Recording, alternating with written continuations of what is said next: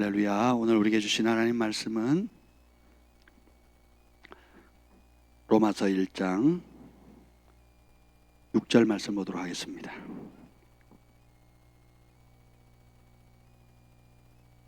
자, 오늘은 천국복음 넷째 날 그리스도의 몸된 교회, 특별히 나의 부르심에 대해서 좀 나누려고 하는데요.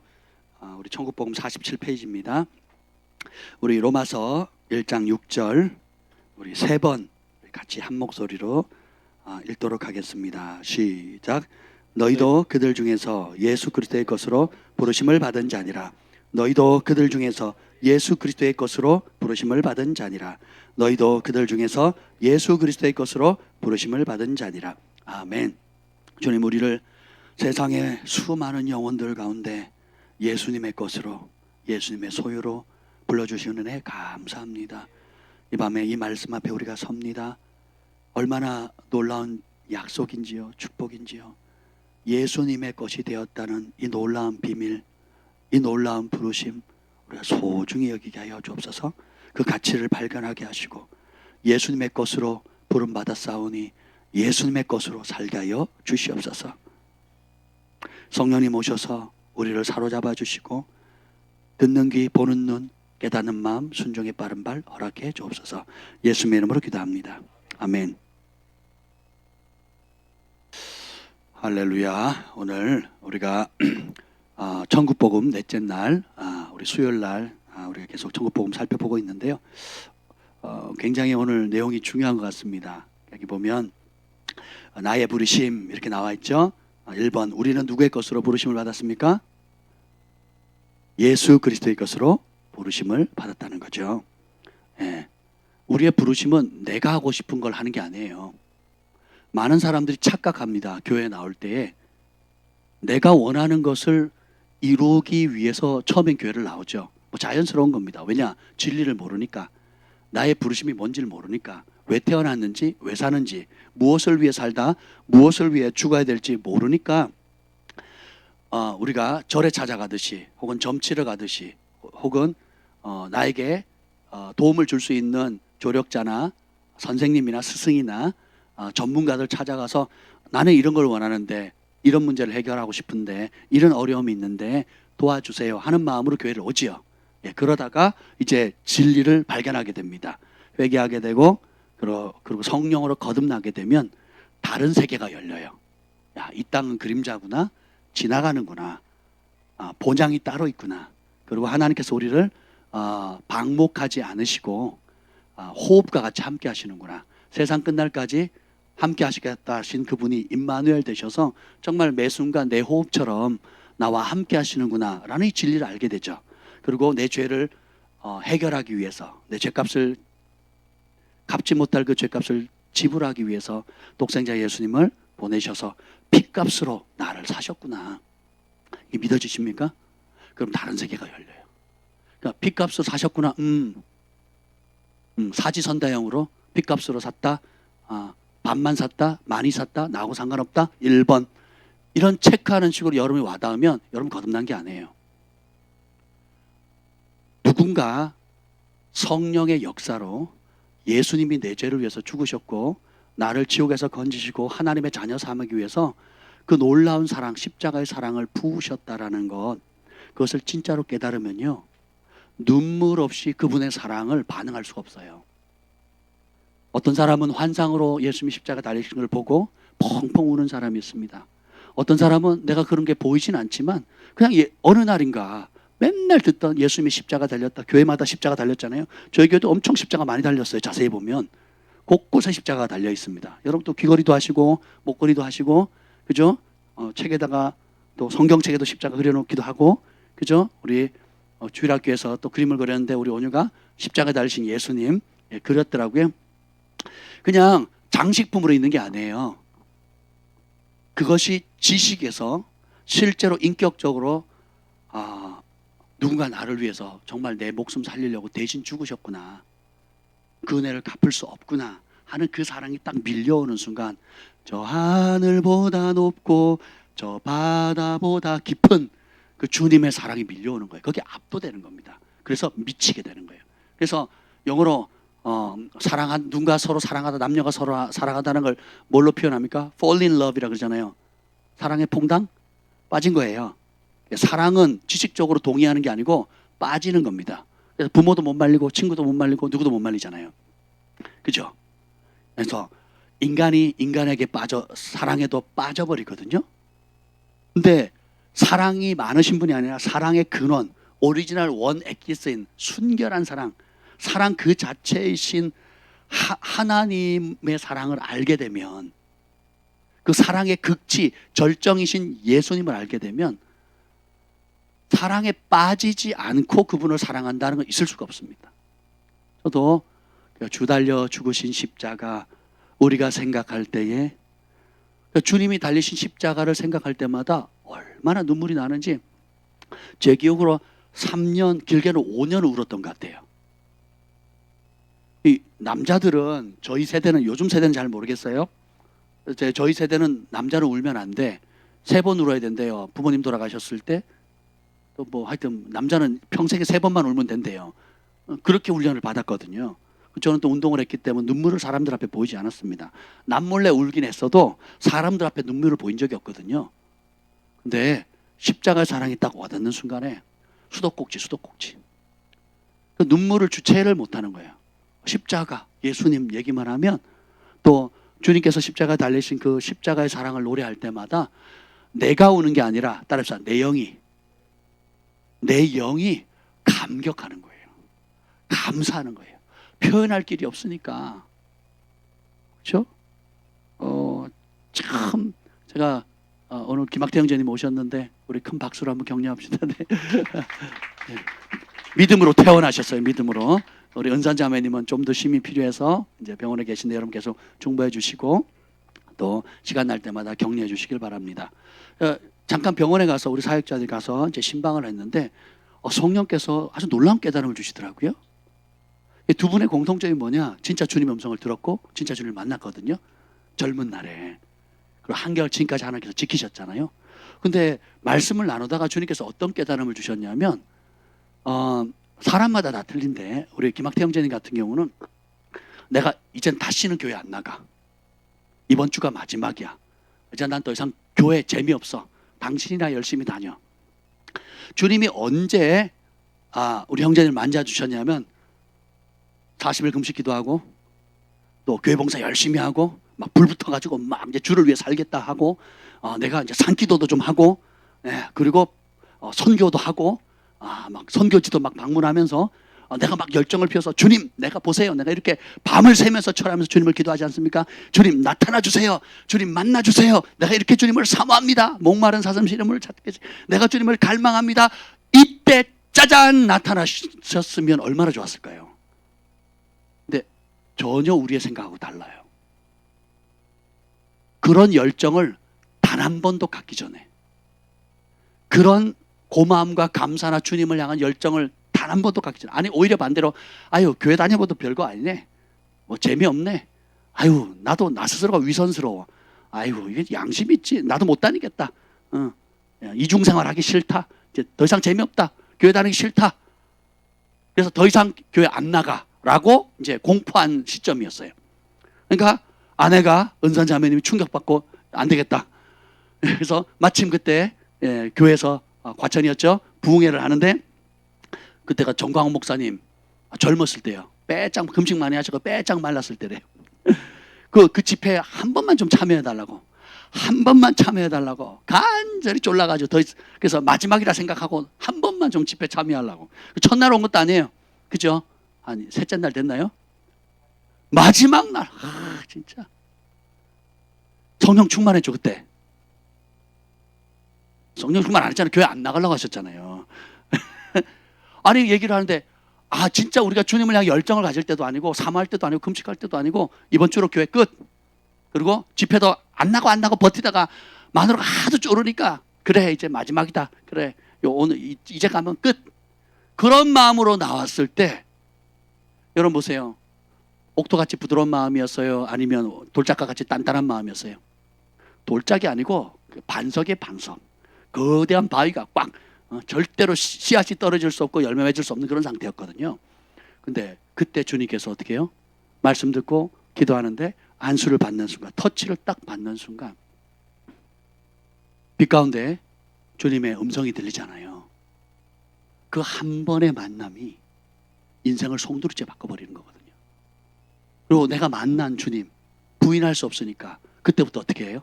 누가 시키든 안 시키든 보든 보지 않든 하나님을 향한 열정을 갖게 되는 거거든요. 그분의 살아계심, 내가 죄인 되었을 때 주님을 간절히 찾지도 않고, 아니 주님을 포기할 그 시점에 주님이 찾아오신 거죠. 이게 아버지의 사랑인 거예요. 우리가 아직 죄인 되었을 때 주님이 찾아오셨잖아요. 그 한 번의 경험으로 인생의 송두리째 전환점이 왔거든요. 할렐루야. 저는 어땠습니까? 저는. 여러분 어때요? 성령 충만하고 기도 많이 하고 교회에 대해서 호의적일 때 하나님 은혜를 베푸셨어요? 마누라 교회 가는 거 못 가게 하고, 예. 그래서 저한테는 전화 못 하니까 정 목사님 전화해가지고 전화기 다 대고 온갖 은혜로운 말들을 다 쏟아부을 때, 우리 마누라 왜 뺏어가냐고 막 이제 그런 온갖 종류들 다 얘기를 하셨잖아요. 그죠? 예. 그때 찾아오시잖아요. 예수님은 잃어버린 영혼을 찾아 구원하러 오셨다 그랬잖아요.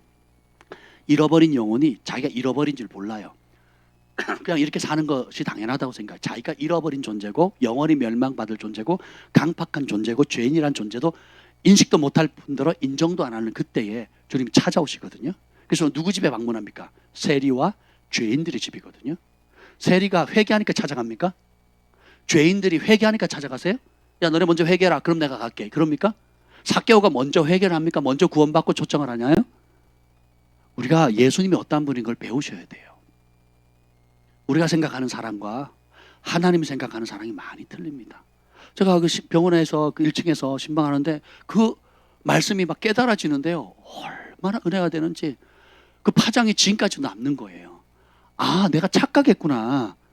내가 남들보다 좀 착하니까, 남들보다 좀 성실하니까, 남들보다 열심을 내니까, 그래서 내가 좀 주님을 좀 찾긴 했으니까 주님이 그거 어여삐 보셔서 만나준 거지라고 착각하면서 한 거예요.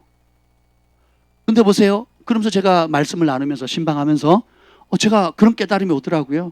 주님이 제 인생에 만나주셨을 때 인생의 굴곡의 큰 전환점마다 주님께서 특별한 은혜를 베푸셨거든요.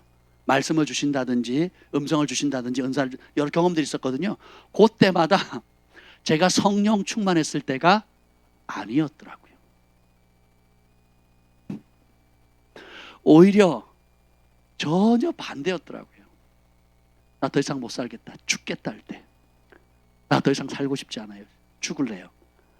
그냥 도로 운전하다가 커브길이 있으면 벼랑 끝이 그냥 날르고 싶을 때. 해안가가 있으면 그냥 차를 몰고 그냥 들어가서 막 날르고 싶을 때, 더 이상 못 살겠다. 이렇게 살아봐서 뭐하나 하는 그때 찾아와 주셨거든요. 그리고 누구도 나를 돕지 못할 때, 누구도 내 마음 알아주지 못해. 더 이상 내 부모도 형제도 그리고 가족도 누구도 알아주지 못할 그때 주님 찾아오셨거든요. 정죄하지 않으시고 참수하지 않으시고 바른 소리 안 하셨거든요. 그러니까 있는 모습 그대로를 주님께서 우리 근본을 누구보다 잘 아시잖아요. 사실 나도 내 문제의 뿌리를 잘 모르더라고요. 그죠? 모르니까 방황하지. 모르니까 자꾸 엉뚱한 데 찾는 거죠. 오토바이 한번 사보고, 골프도 한번 쳐보고, 또 각종 뭐 쇼핑도 해보고, 그죠? 온갖 쇼핑, 그죠? 해보고, 수다도 막 들어보고, 뒷담화도 열심히 까고, 그러니까 뭐 온갖 돈 벌어보면 될까 하고 막 내가 딴 생각, 여유 있으면 딴 생각나니까 막 새벽부터 저녁까지 잠 못 자면서 호피 터져가면서 막 일을 막 합니다. 빈 공간이 나면 엉뚱한 짓 할까 봐. 그렇게 해서 뭔가를 성취하면서 내가 만족을 얻으려고. 그러니까 결국은 하면 할수록 더 공허하잖아요. 남자를 만나면 되려나? 여자를 만나면 되려나? 결혼하면 되려나? 결혼해보니까 아이고 더 심각하네. 애를 놓으면 되려나? 아이한테 소망을 가지려면 되나?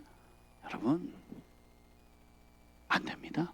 근데 그 절망의 자리에 더 이상 우리가 손 놨다 그러잖아요. 손 놨다. 그냥 한마디로 힘이 다 빠져버린 거죠. 그때 주님 찾아오셨거든요. 아무리 기도해도, 아무리 부르짖어도, 아무리 금식해도 응답이 안 돼서 나 더 이상 기도 안 할래요 할 그때 주님이 저에게 말씀을 주셨거든요. 뭐라 그러는지 아세요? 주만 바라라 그러는 거예요. 주만 바라라 그러는데 현실은 지금까지 바래왔잖아요. 내가 지금까지 주님을 바랬는데 뭘 또 바래요? 얼마나 더 바라라고요? 얼마나 더 기다려야 돼요? 얼마나 더 참아야 돼요?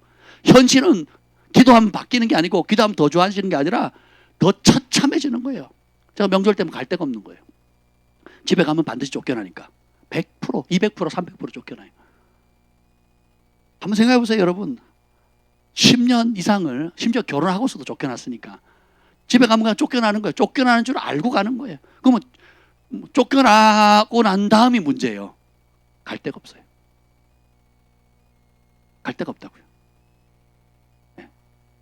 그리고 아버지를 위해서 금식하고 기도해도 오히려 현실은 아버지가 변화되는 게 아니고 더 심각한 중독으로 더 거칠어지고 더 막가파 인생으로 가족들을 짐덩어리가 되는 거예요. 짐덩어리. 본인도 고통스럽고 주변에 있는 모든 사람의 고통을 안겨주는 그 상황 가운데 주님께서 다른 거 대답 안 하시더라고요. 그 상황에도 나만 바라봐라 그러시는 거예요. 근데요, 놀라운 게 뭔지 아세요? 그 한 말씀이 그 어려운 시기와 역경을 돌파하는 키워드가 되는 거예요. 우리 하나님은 거짓이 없는 분이시고 약속하시면 반드시 이루어 주시는 겁니다. 저리로 건너가자. 갈릴리 바다에서 저리로 건너편으로 가자. 주님 말씀하셨죠. 근데 폭풍이 있었죠. 죽음의 폭풍이잖아요. 폭풍하고 아무 상관이 없어요. 주님이 가자고 말씀하셨으면 어떻게 돼요? 도착하게 돼 있어요. 주님 우리를 부르셨고 그리고 주님께서 우리에게 약속하셨다면 대저 하나님의 모든 말씀은 능치 못함이 없느니라. 치유에 대한 약속을 받으셨다면 그 말씀은 능력이 있습니다. 회복에 대한 말씀, 용서에 대한 말씀, 중독으로부터 자유케 되는 말씀, 내 인생을 인도한다는 말씀, 남 평생 호흡도 하는 그날까지. 다윗도 그렇게 기도하지. 하나님 내 노년 때 나를 버리지 마옵소서. 그렇게 기도하거든요. 주님이 버리지 않겠다 약속하셨거든요. 그 마지막까지 지켜주시잖아요. 아멘. 말씀하시면 내가 처음이요 마지막이고 알파와 오메가라 그랬죠. 주님, 우리는 처음과 끝이 굉장히 거리가 멀어요. 그리고 어떻게 될지도 몰라요. 근데 주님은 처음이 끝이고 끝이 처음이에요. 처음을 끝처럼 끝을 처음처럼 보시는 분이세요. 시간과 공간의 제약을 안 받으시잖아요. 다 하시는 겁니다. 이게 하나님 말씀의 능력입니다. 약속하시면 하나님이 아브라함이 약속하셨죠. 누가 이루세요? 아브라함이 이루어요? 하나님이 이루어요? 하나님이 야곱에게 나타나서 축복하시고 약속하시죠. 야곱이 이루어요? 하나님이 이루어요? 하나님이 요셉에게 꿈으로 약속하시죠. 누가 이룹니까? 하나님이 이루어요. 다윗에게 부르셔 기름 부으셨죠. 약속하시죠. 누가 이루십니까? 여러분에게 약속하셨죠. 누가 이루세요? 그래서 우리에게 요구하시는 건 단 한 가지, 그 하나님을 신뢰하는 거예요. 그 하나님의 약속을 붙드는 겁니다. 그분의 약속을 반석 삼아서 그 말씀 위에, 약속의 말씀 위에 내 인생을 세우는 것입니다. 아멘. 그래서 여러분, 우리 하나님이 선인에게나 악인에게도 동일하게 은혜를 베푸신다 그랬잖아요. 아니에요. 오히려 악인에게 더 큰 은혜를 베푸세요. 그 악을 상쇄하려면, 그 지은 죄를 없이 하려면 보통 선한 사람, 착한 사람에게 베풀 선으로는 이 사람이 돌아와야 안 돌아와요? 안 돌아오거든요. 그러니까 저런 인간이, 저 죽어도 마땅하다고 하는 그런 인간들에게는 보통 사람이 받을 수 없는, 보통 사람에게 감당할 수 없는 크고 놀라운 은혜를 쏟아부어 주시는 거예요. 탕자를 기다렸던 주님처럼. 예수님의 별명이 세리와 죄인들의 친구고, 사람들이 손가락질할 정도로 뻔한 죄인을 찾아가잖아요. 우리는 자꾸 거꾸로 생각해요. 회개하면 뭐 한 다음에 조건이 맞춰지면 그때 역사하실 것처럼. 그렇지 않습니다. 그렇지 않아요. 우리 하나님의 사랑은 조건이 없습니다. 오히려 더 아프기 때문에 의사가 필요하고, 더 죄를 많이 지었기 때문에 더 큰 용서가 필요한 거죠. 가늠하다 현장에 잡힌 여인, 주님께서 어떻게 합니까? 누가 너를 정죄하느냐? 정죄하는 자 어디 있냐? 나도 너를 정죄하지 않는다 그러시죠. 그 정죄하지 않는 하나님의 사랑, 네가 죄를 졌으니까 죄값을 내가 치르게 해줄게가 아니고 그 죄에 대한 해답을 줄게. 그래서 내가 왔다는 거예요. 그러니까 그 사랑을 깨달을 때 죄로부터 자유케 되는 거거든요. 하지마, 하지마, 하지마 한다고 해서 아이들이 안 합니까? 여러분이 어떤 여러분의 중독되어 있는 영역에 하지마 내가 스스로도 주변에서도 하지마 한다고 그게 끊어지냐고요. 그게 그럴수록 더 집착하는 성향도 있잖아요. 사지마 그러는데 계속 사잖아요. 그죠? BMW 사지마 했는데 업그레이드해서 사잖아요. 업그레이드. 바퀴도 바꾸고 또 그러면 또 옷도 사야 되잖아요. 자켓도 사야 하이바도 바꿔야 되고. 그죠?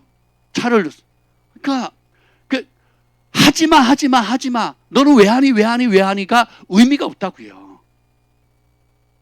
진정한 사랑, 진정한 십자가의 은혜를 하나님의 사랑을 만나기 전까지 경험하기 전까지는 오히려 그것은 더 큰 정죄, 또 더 큰 장애물이 될 수 있어요. 근데 그런 우리의 속성을 누구보다 잘 아시는 주님께서 예수님께 찾아온 모든 병자들 가운데 단 한 사람도 거절한 사람 있어요, 없어요? 저에게는 금식 좀 하고 오세요. 그 다음 상담해 드릴게요. 이럽니다. 준비가 안 됐어요. 금식 좀 하고 오세요.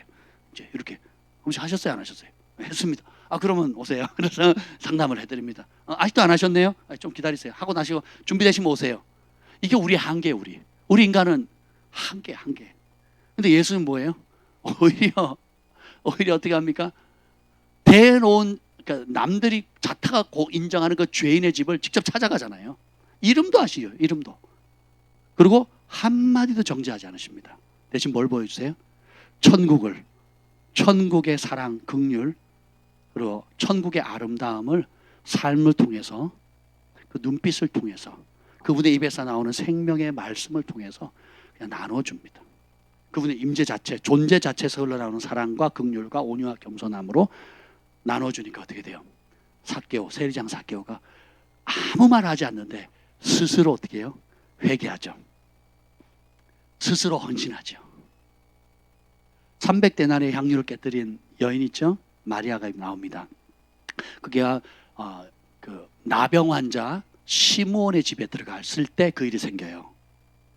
근데 거기 보면 마르다와 마리아, 그다음에 죽은 나사로도 있거든요. 그게 학자마다 좀 틀리긴 한데 그 마르다와 마리아의 그 마리아일 가능성도 높습니다. 성경은 좀 불분명한 여러 케이스가 나오기 때문에 근데 그렇게 많이 봐요. 근데 보세요. 가룟 유다는 그걸 보면서 뭐라 그럽니까? 제자들은 낭비한다 그러거든요. 근데 그 여인은 뭐라 그래요? 동네 소문난 죄인이었거든요. 몸 파는 사람이었단 말이에요. 근데 자신의 향유를 깨뜨리죠. 왜냐하면 그분이 예수님께서 오셔서 자기를 7귀신, 완벽하게 귀신 들린 것을 자유케 하셨다는 그 사실을 아니까, 감격을 하니까 어떻게 돼요? 전부를 드리는 거거든요. 그 은혜를 아니까 누가 시켰나요? 천사가 나타나서 해라 그랬습니까? 사랑은 그와 같습니다. 진짜 은혜를 감격하게 되면 자발적으로 자신의 가장 소중한 걸 드립니다. 사랑이 없죠? 체면치레하거나 찌꺼기 드립니다. 찌꺼기. 쓰다 남은 거. 그리고 나도 별로 없어도 괜찮은 거, 혹은 뭐 2-3개 있는데 그 중에 안 좋은 걸 줍니다. 사랑하면 가장 좋은 걸 주죠. 그리고 없으면 만들어서라도 최고의 것을 섬기려고 하죠. 근데 보세요. 그들이 예수님 머물렀던 집이 뭐예요? 나병 환자 시몬이거든요. 나병이 뭐예요? 문둥병이죠. 불치병이잖아요. 불치병에 걸렸던, 자 보세요. 나병 환자면 고침을 받기 전이에요? 예수님이 고침을 받기 전에 들어갑니까? 받은 후에 들어갑니까? 받은 후에 들어가죠. 왜냐하면 나병 환자가 나았기 때문에 들어간 거 아니겠어요? 그렇죠? 예수님이 많은 나병 환자를 고쳤지만 그냥 나병 환자 집이었기 때문에, 나병 환자는 집에 못 살죠. 그렇잖아요. 근데 집에 들어왔다는 건 뭐예요? 회복이 됐다는 거잖아요. 그렇죠? 나병 환자는 마을에서 못 삽니다. 격리돼서 바깥에 따로 외진데 살아야지. 그러니까 이 나병 환자 시몬도 자기가 평생에 그 구약에 나오죠. 누구죠? 나병 환자. 나아만이 왕도 못 고치고 최고의 전문의도 못 고친, 의학으로도 못 고치는 그 병을 선지자가 고쳐줬잖아요. 그러니까 자기가 가져온 걸 다 주려고 하잖아요. 이게 특별한 거예요? 자연스러운 거예요? 자연스럽죠. 사랑을 받은 만큼, 그 사랑을 깨달은 만큼 섬기게 돼 있어요. 그래서 내 물질이 있는 곳에 내 마음이 있다 그랬어요. 제가 요즘 아주 행복한 고민을 합니다. 행복한 고민을 해요. 그게 뭐냐면 심플해요. 나는 주님의 것입니다. 내가 가지고 있는 모든 것들, 특별히 여러분, 제가 이제 그런 고백을 자주 해요. 하나님 앞에 내 통장이 주님의 것입니다. 이런 얘기를 합니다.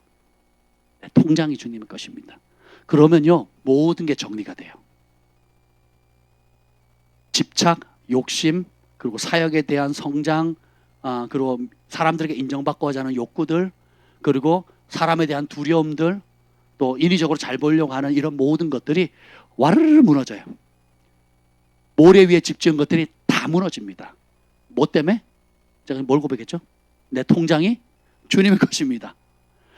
여러분, 내 생명이 주님의 것입니다라는 말이 쉬워요? 내 통장이 주님의 것입니다라는 말이 쉬워요?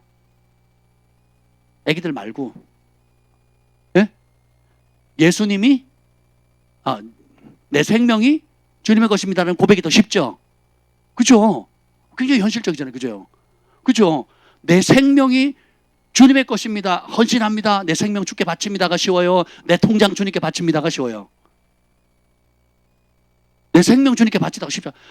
내 생명 주님께 드리리. 이런 고백은 다 한 번 하셨을 거예요. 그죠?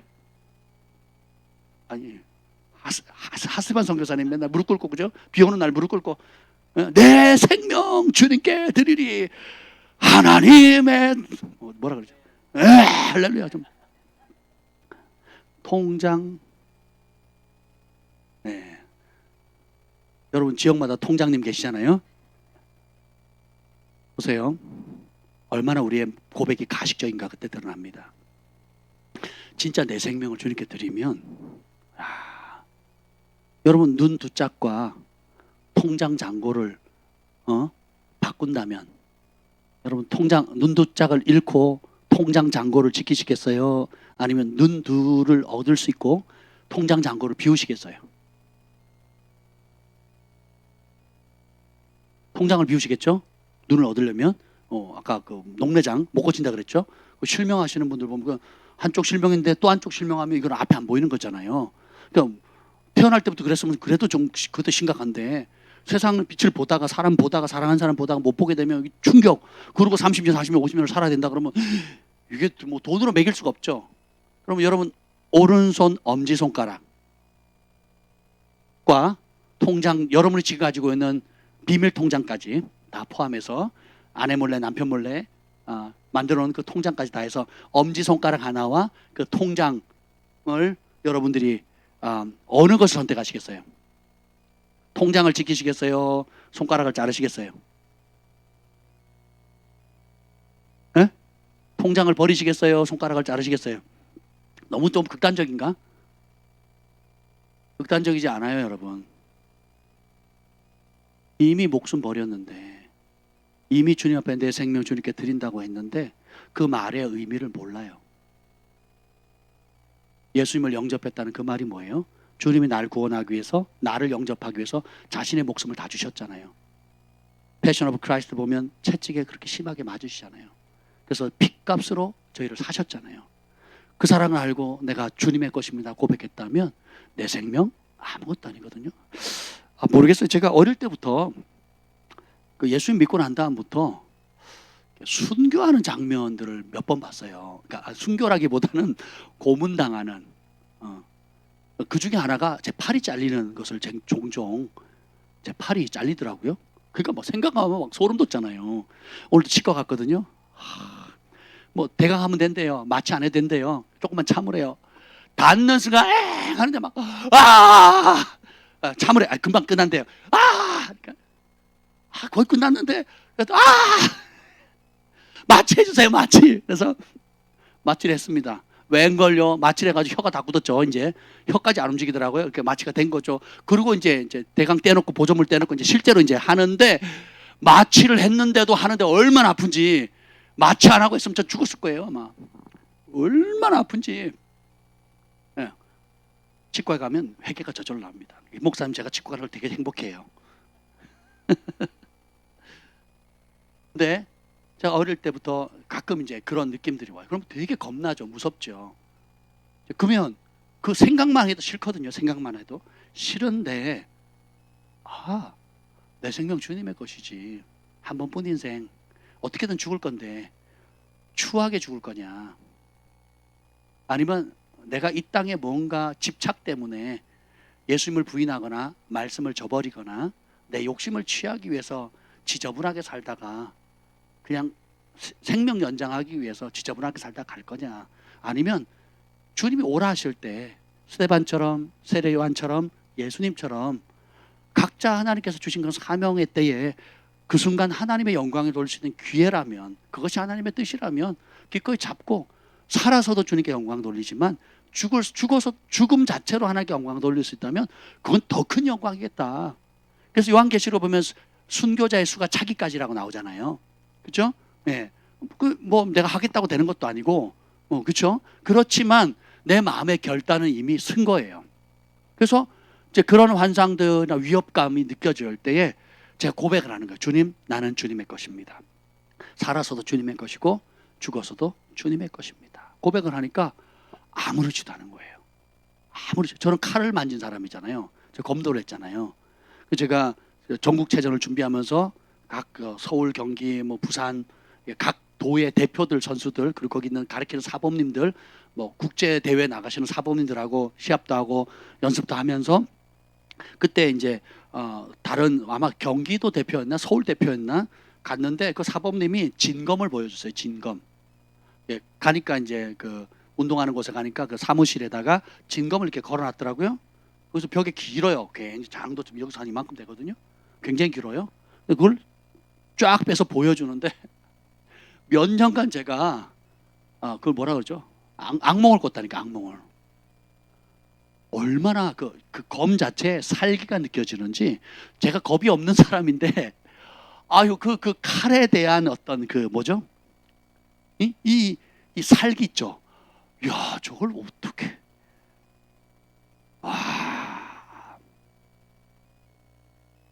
그래서 죽음에 대한 공포, 그리고 생명의 위에 대한 공포가 느껴진 거죠. 그런데 이것이 어느 날 반전이 옵니다. 언제 오는지 아세요? 예수님의 입에서 양날선 검이 나오잖아요. 그리고 그분의 입에서 검이 나오는데 뭐예요? 그분을 대적하는 적그리스도, 사탄, 그리고 그 거짓 선지자들, 그리고 666 표를 받았던 모든 사람들, 원수편에 섰던 사람들이 예수님의 입에서 나오는 양날선 검을 통해서 심판하시는 거거든요. 그러니까 우리가 몸은 죽여도 영혼을 죽이지 못하는 사람 두려워하지 말고 몸과 영혼을 너희 지옥불에 던지는 하나님을 두려워하라 그랬잖아요. 너희가 참으로 두려워하라 그랬죠. 그러니까 우리가 진짜 두려워야 될 자를 두려워하지 않으면 잠깐 위협하는, 그리고 아무것도 우리 영혼에게 손도 못 대는 쓰잘데없는 것들에 거짓의 아비의 속임을 당해서 두려워하는 삶을 살다가 죽게 된다는 거죠. 근데 진짜 두려워야 될 분, 그 입에서 말씀의 검으로 나와서 약속하신 그대로 말씀하신 그대로 심판하시는, 그리고 말씀하신 그대로 상을 주시고 생명을 주시고 축복하시는 그 하나님을 두려워하게 되면 두려울 게 없게 되는 거예요. 사람의 평가, 눈치 두려울 게 하나도 없죠. 우리가 첫 단추를 잘 껴야 되는데 나는 누구의 것이라고요? 예수님의 것이에요. 그럼 다시 한번 말씀드립니다. 그 나병 환자 시몬, 그리고 300데나리의 향유를 깨뜨렸던 마리아, 자신의 결혼 지참금, 자신의 장례를 하나님께 드리죠. 자신의 전부를 드리잖아요. 왜 그럴까요? 그 은혜를 인식하는 만큼, 그 은혜를 감격스러운 그 은혜를 간직하는 만큼, 그리고 그것을 그 은혜를 날마다 되뇌이면서 감사하는 만큼 내가 가진 것들을 아낌없이 드리게 돼요. 근데 그것에 대한 감사함을 잊어버리거나 10명의 문둥병자 중에 9명 그냥 가잖아요. 예수님께 돌아서 고맙다고 얘기 안 하잖아요. 여러분 생각해보세요. 문둥병 고칠 수 있어요? 못 고쳐요? 못 고치잖아요. 그럼 9명이 가다가 나왔으면 어떻게 되겠어요? 돌아와서. 근데 그 유대인, 그 예루살렘에 사는 그 유대인들은 안 오고 그 유대인들이 상종도 하는 사마리아 사람들이 오거든요. 사마리아 사람이. 사마리아 사람, 오히려 죄인이 어떻게 해요? 예수님 앞에 와서 감사를 하거든요. 이게 감사가 열쇠입니다. 제가 내 통장이 주님의 것입니다 라고 고백하면 거품이 쑥 빠집니다. 예. 나는 청지기. 예. 청지기예요. 주님 말씀하시면 언제든지 내어드릴 수 있는. 그러면요 온갖 두려움들이 사라집니다. 온갖 집착과 욕심도 사라져요. 그러니까 주인이 명하시는 그대로 주인의 잔고예요. 주인의 잔고. 전에는 어떻게 해요? 내가 쓸 내 잔고였어요. 많으면 기분이 좋고 적으면 이렇게 되는 거죠. 적으면 근데 많으면 적으면 근데 이게 주인의 잔고가 되니까 어떻게 해요? 주님이 급하는 뜻대로 채워주시고, 예. 주님이 쓰시고자 하는 대로 쓰시고, 예. 적으면 누가 적은 거예요? 주님이 적은 거고, 많으면 누가 많은 거예요? 예. 주님이 많은 거예요. 예. 그래서 그러니까 온갖 자유가 옵니다. 온갖 자유가 오고요. 특히 말씀을 전하는 종, 진리를 전하는 종은 진리를 타협하는 순간 생명 끝난 겁니다. 진리의 복음을 이 사람이 두려워서 우리 미동자매님이 우리 교회를 떠나시면 어떡하나. 잘 보여야 돼요. 식사 안 하셨죠? 오늘 내가 밥 한 끼 살게요. 네. 이렇게 삐지시면 안 돼요. 삐지시면 교회를 떠나시면 안 돼요. 간증거리가 얼마나 많으신데 떠나시면 안 돼요. 그래서 이제 계속 비위를 맞추는 거죠. 오늘 안 나오신 거예요. 막 조마조마한 거예요. 조마조마한 거죠. 한 사람 안 오면, 영향력 있는 사람 안 오면, 그럼 어떻게 해야 되겠어요? 그 비위를 맞추려고 계속 해야 되는 겁니다. 그런데 주님께서 그걸 오래전부터 훈련시키셨어요.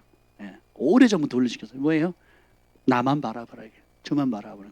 네 목회 아니다. 네 양도 아니다. 내 양이고 내 교회다. 주님 그렇게 말씀하시거든요. 누구의 교회예요? 예수님의 교회고, 성경에 또 하나님의 교회라는 표현도 나오거든요. 머리는 누구예요? 예수님. 누구의 지시를 따라야 돼요? 머리의 지시를 따라야 되죠. 나는 입과 손발의 역할을 하는 거죠. 이게 쉬운 게 아니에요, 여러분. 쉬운 게 아니에요.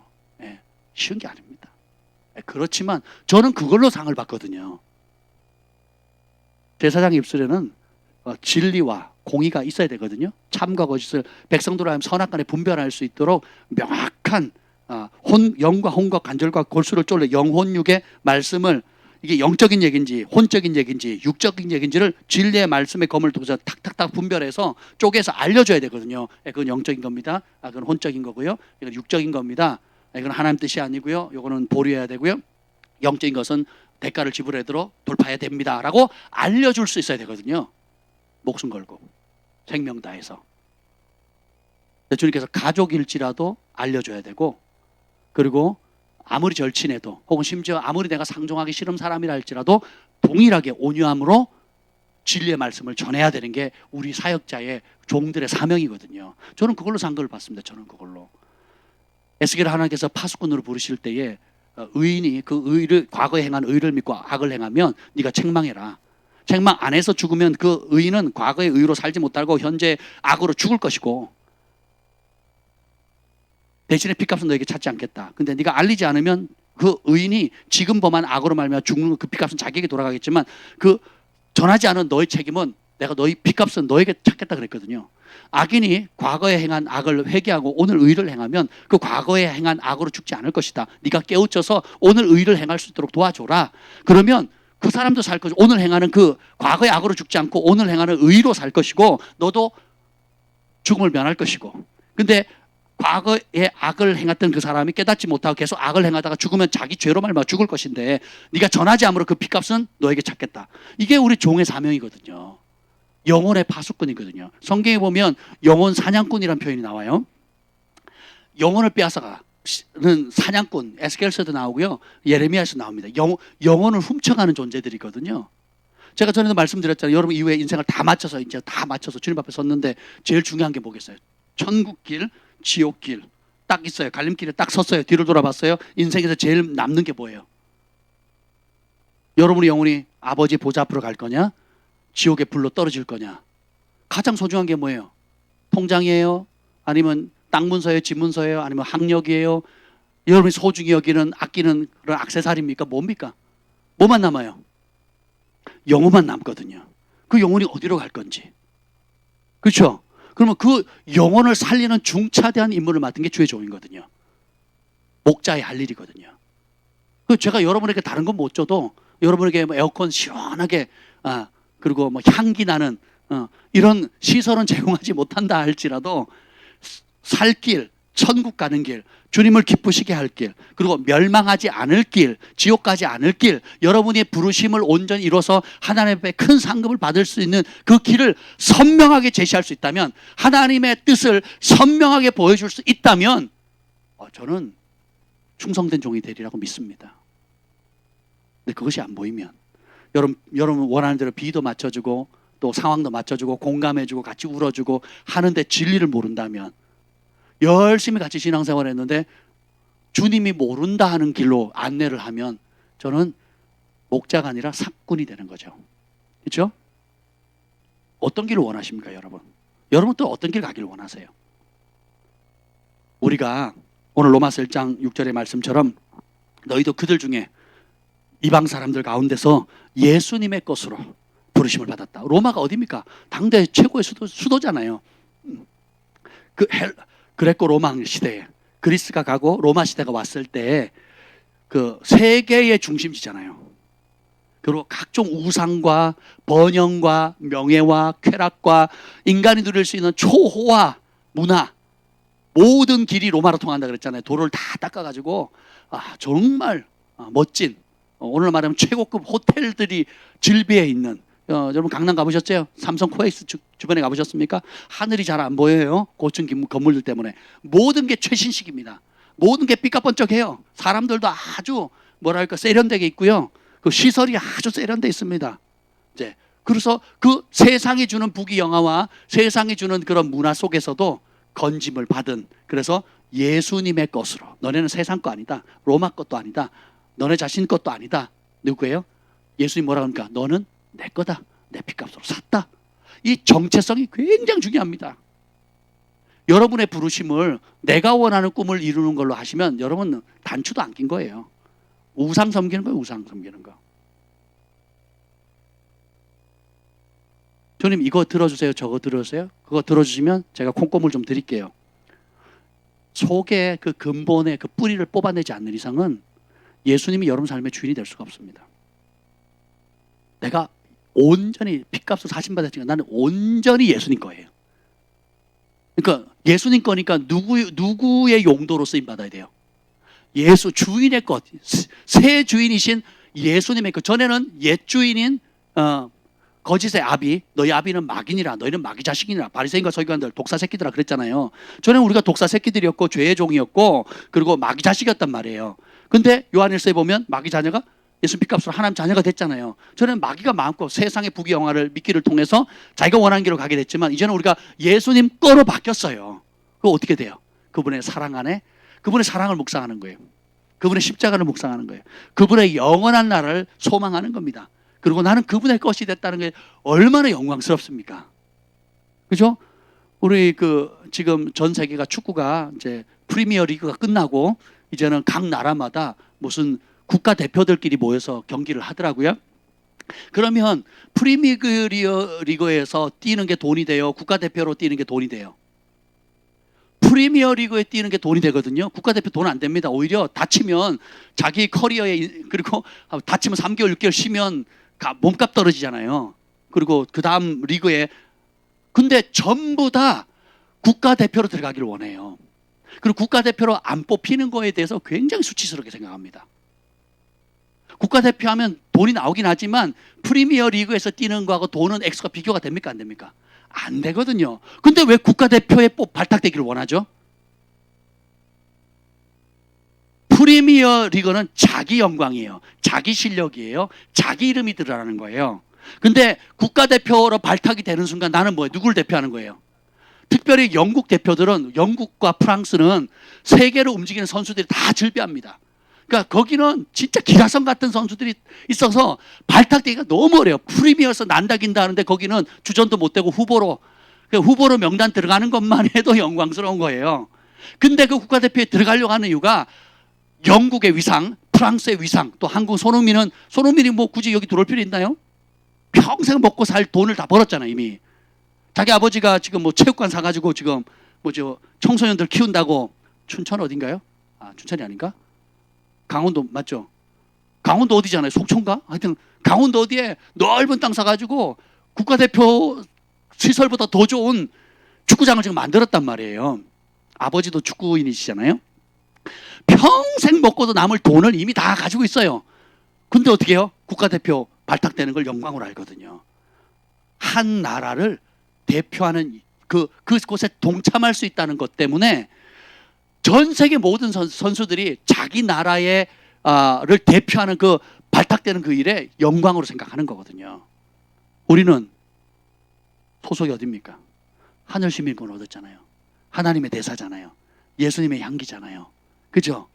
예수님의 얼굴이잖아요. 우리가 하나님의 얼굴을, 하나님의 영광을 나타내는 통로잖아요. 이보다 더 큰 영광이 어디 있습니까? 그죠? 그래서 예수님의 것이다라는 것의 가치를 계속 묵상해야 됩니다. 그러지 않으면 멸망받을 썩어질 일들을 부러워하는 거예요. 소돔과 고모라에서 벌어지는 부귀 영화를 부러워하는 겁니다. 데마가 잘 가다가 인생의 마지막에 세상이 너무 커 보이니까 어떻게 돼요? 소돔과 고모라가 멸망하는 그 길을 가버리잖아요. 그죠?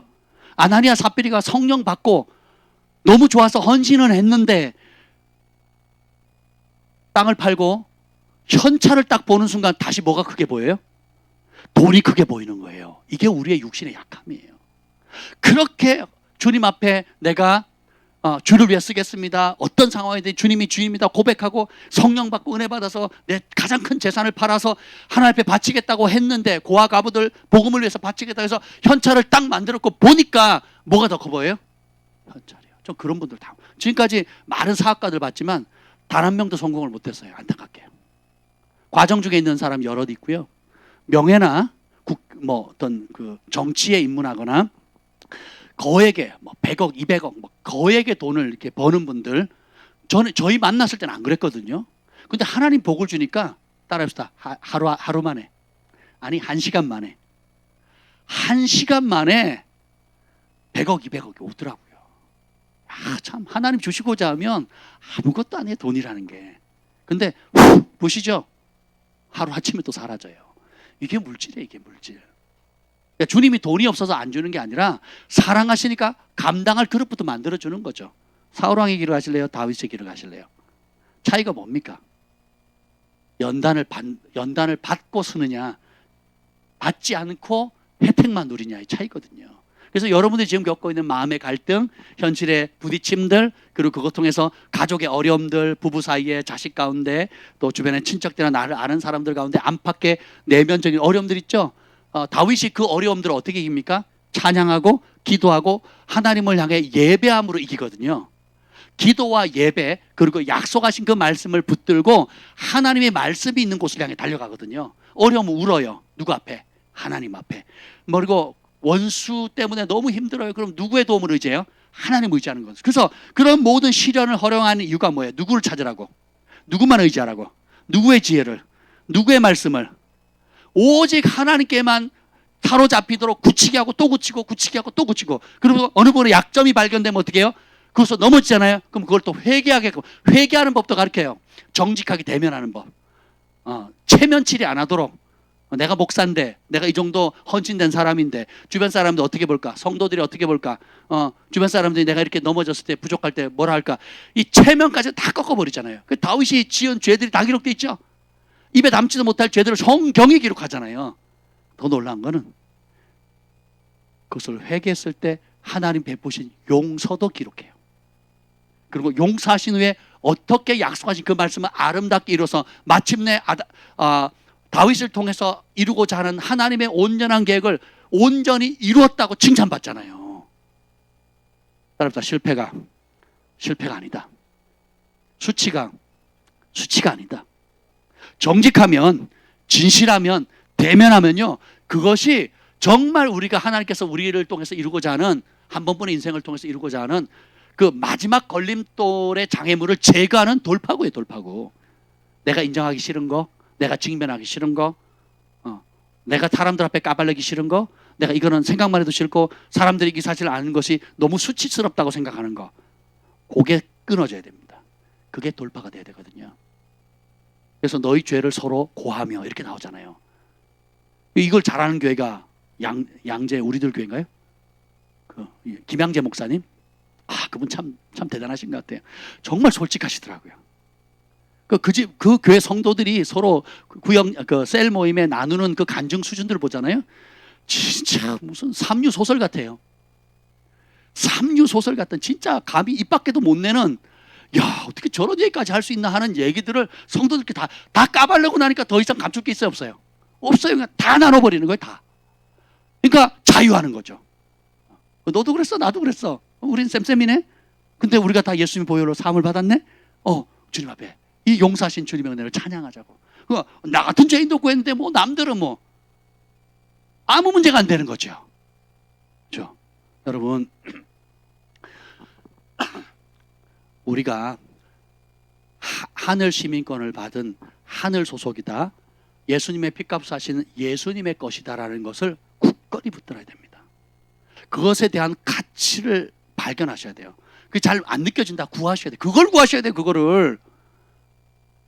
이것도 안 들어주시고 저것도 안 들어주시고 언제 응답해 주실 거야, 이거 구하지 마시고, 그 콩고물들 좀 그만 구하시고, 예수님의 가치를, 예수님의 가치 그대로 볼 수 있는 은혜를 달라고 하셔야 돼요.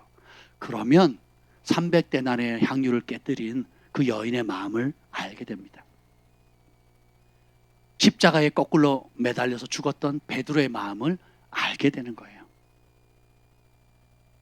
예수님의 가치를, 만왕의 왕, 만주의 주, 우리 영혼을 결산하실 분, 그리고 영광의 소망으로, 전에는 어린 양 예수님으로 오셨지만 이제는 유다의 사자로 만왕의 왕으로 오셔서, 이 요한계시록 제가 이번 수련회 때, 여름 수련회 때 나눌 건데요, 거기에 보면 이 예수님의 모습이 너무 찬란하거든요. 그 예수님의 모습, 그 예수님의 진짜 모습을 실제로 우리가 보고 믿게 된다면 우리 인생은 송두리째 바뀔 겁니다. 시간 쓰는 거, 우리의 몸을 봉사하는 거, 그리고 앞날을 계획하는 거, 물질 쓰는 거, 남은 인생을 어떻게 결산할 건가, 예수님의 진짜 모습대로 볼 수 있다면 모든 게 바뀌는 거예요. 그걸 구하셔야 돼요. 누가 내 마음 아프겠어요? 뭐 돈이 없어요. 뭐가 잘 안 돼요. 사업이 잘 안 돼요. 애가 문제예요. 물론 우리가 그런 기도 다 해야죠. 근데 그런 모든 문제 해답이 뭐예요? 예수님의 모습 그대로 보는 거예요. 영광스러운 그분이 오셔서 소아시아 7개 중에 상 주는 것 중에 하나가 뭔지 아세요? 내가 죽고 부활해서 순종함으로 아버지의 보좌에 앉은 것처럼 내 말을 듣고 순종하고 이기는 자에게 내 보좌에 너희가 앉게 하리라 그러거든요. 막 닭살 돋지 않습니까, 여러분? 안 믿겨지시죠? 그러니까 그게 뭔 소리래? 예수님께서 이 땅에서 순종함으로 죽기까지 순종하셨잖아요. 이기셨잖아요. 그러니까 하나님께서 그 이름을 가장 높여서 요한계시록에 나와요. 2장 3장에 보면 아버지의 보좌, 하늘 아버지, 온 우주를 창조하신 하나님 아버지의 보좌에 앉게 하셨대요. 근데 똑같이 소아시아 7개 중에 이기기만 하면, 이기면 어떻게 해요? 내가 아버지의 보좌에 앉은 것처럼 이기는 그 사람도 나의 보좌에 앉게 해주겠다. 그럼 우리가 누구 자리에 앉는 거예요? 하나님의 보좌에 앉는 거예요.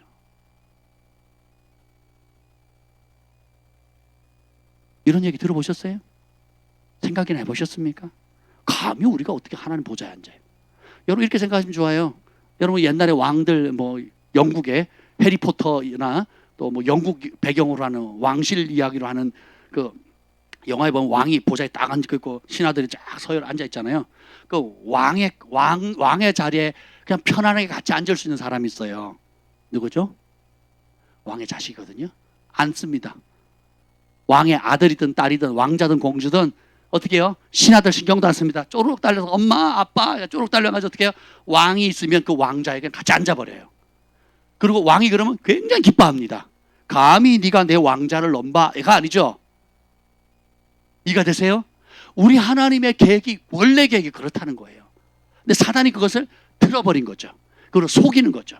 우린 그럴 자격이 없다고. 자격 없어요. 그래서 예수님께서 그 자격을 원래 자격대로 회복시키셨어요. 그래서 창세기 1장에 아예 만드실 때부터 우리가 우리의 형상을 따라 사람을 만들자 그러거든요. 그 어떤 피조물도 하나님의 형상을 따라 만들자고 한 게 없어요. 그래서 성경은 예수님 그러죠. 신을 받은 자, 여호와의 신을 받은 자는 신이라 그러지. 하나님의 영을 받은 자는 신이라 그랬거든요. 굉장히 깊어요. 그러니까 우리가 그 세계를 진짜 믿으면 시므온과 안나처럼 평생을 주님이 초림으로 오실 예수님을 사모함으로 그걸 보고 기뻐했던 것처럼 우리가 이 마지막 때에 살고 있는 우리는 뭐예요? 다시 오실 주님을 맞이할 것을 사모하는 거예요. 이게 예수님의 것으로 부름받은 사람들의 공통 부모입니다. 주님이 다시 오시는 그날을 맞이할 준비를 하는 것. 그리고 그 맞이할 준비의 길을 초림으로 처음 왔던 세례 요한은 초림으로 오실 예수님의 길을 예비한 것처럼 우리 이 마지막 때 우리의 사명은 다시 오실 만왕의 왕으로 오실 예수님의 오실 길을 예비하는 겁니다. 어떻게 해요? 우리가 빛의 아들로 하나님의 자녀로서 저 죽어가는 영혼들 예수님이 하신 일들을 동일하게 하도록 부름받았어요. 나를 믿는 자는 내가 하느니라 할 것이고 나보다 더 큰 일 하리라 그랬죠. 그래서 이제는 예수님이 우리를 통해서 하시는 거예요. 따라서 나를 통해서. 예수님의 것이 된다면 예수님이 나를 통해서 하는 거예요. 사단도 지가 그냥 영으로 붕붕붕 날아다니면서 뭘 못해요. 사단도 반드시 예수님께 거라사 광인 군대 귀신 들은 사람 쫓아내니까 사단도 그 악한 영들도 군대 귀신들도 어떻게 합니까? 들어갈 몸을 찾죠. 그러니까 영원한 하데스 그 지옥에 그 구렁텅이에 던지지 말라 그러죠. 왜냐면 이미 갇혀 있는 존재들이 있으니까. 예. 그러니까 3분의 1의 천사들이 타락해가지고 쫓겨났지만 그 중에 어떤 천사들은 이미 그 영원한 감옥에 갇혀 있거든요. 그 중에 일부만 지금 활동을 하고 있는 거란 말이죠. 그러니까 그 악한 영들, 타락한 천사들이 알아요, 몰라요? 무저강에 갇혀 있는 천사들의 존재를 알잖아요. 그러니까 자기들 때가 안 되는데 거기 집어넣지 말라는 거죠. 때가 아직 안 됐으니까. 그러니까 그러면 어떻게 간다고? 전에는 사람 몸이 필요했는데 이제는 뭐예요? 사람 몸이 안 된다, 예수님 안 된다고 하니까 어떻게 해요? 그러면 돼지 떼라도 들어가게 해달라고 그러거든요. 그러니까 악한 영도 그냥 영으로 우리를 막 공격할 수는 없어요. 반드시 어떻게 해요? 자기가 거할 육체가 필요한 거예요. 육체. 그게 짐승이든 아니면 사람이면 최고고 안 되면 짐승이라도 이용할 수 있는 육체 덩어리가 필요하거든요. 하나님도 마찬가지세요. 하나님의 선한 이제 예수님이 이제 승천하셨고 보좌 우편에서 우리 위해서 중보하고 계시는데 그 중보 예수님이 해야 할 일을 누구를 통해서 하느냐? 예수님의 영을 받은 사람 그리고 예수님을 사랑하고 그분의 영에 사로잡히기를 원하고 그분과 하나 되기를 사모하는 임마누엘 되시는 그분과 함께하기를 사모하는 사람을 통해서 예수님 역사하시기로 결정하신 거예요. 그래서 내가 내 영을 만민에게 부어주리니 남종과 여종에게 부어준다 그랬죠. 새 마음 새 영을 부어준다 그랬죠. 그래서 생수의 강이 여기서 흘러나오고 예수님이 내 안에 계시는 거예요. 그래서 모든 답이 어디에 있어요? 우리 안에 예수님의 영 안에 있는 겁니다. 예수님의 것이 됐으니까 예수님의 영이 있는 거예요. 아멘. 어마무시한 거예요. 이걸 묵상하셔야 돼요. 제가 여러분 그 애완동물 좋아하시죠? 고양이 좋아하시는 분? 고향 가는 거 좋아하지 마시고 고양이 좋아하시는 분, 강아지 좋아하시는 분, 다 좋아하시는 분. 네, 저희 시골에 가면 그 똥개들이 많습니다. 같은 개인데 객관데 그리고 고양이도 많아요. 도열고양이가 엄청 많습니다. 막 밤마다 울어 제끼는데 전 전설의 고양 세대라 그랬잖아요. 고양이 울음이 애 울음소리하고 똑같거든요. 아니면 여자들이 밤에 비 오는 날 특히 비 오는 날 그렇게 울어요. 비 오는 날 비가 막 천둥벼락 치는데 고양이가 막 애처롭게 우는데 막 그 귀신 목소리 내면서 울거든요.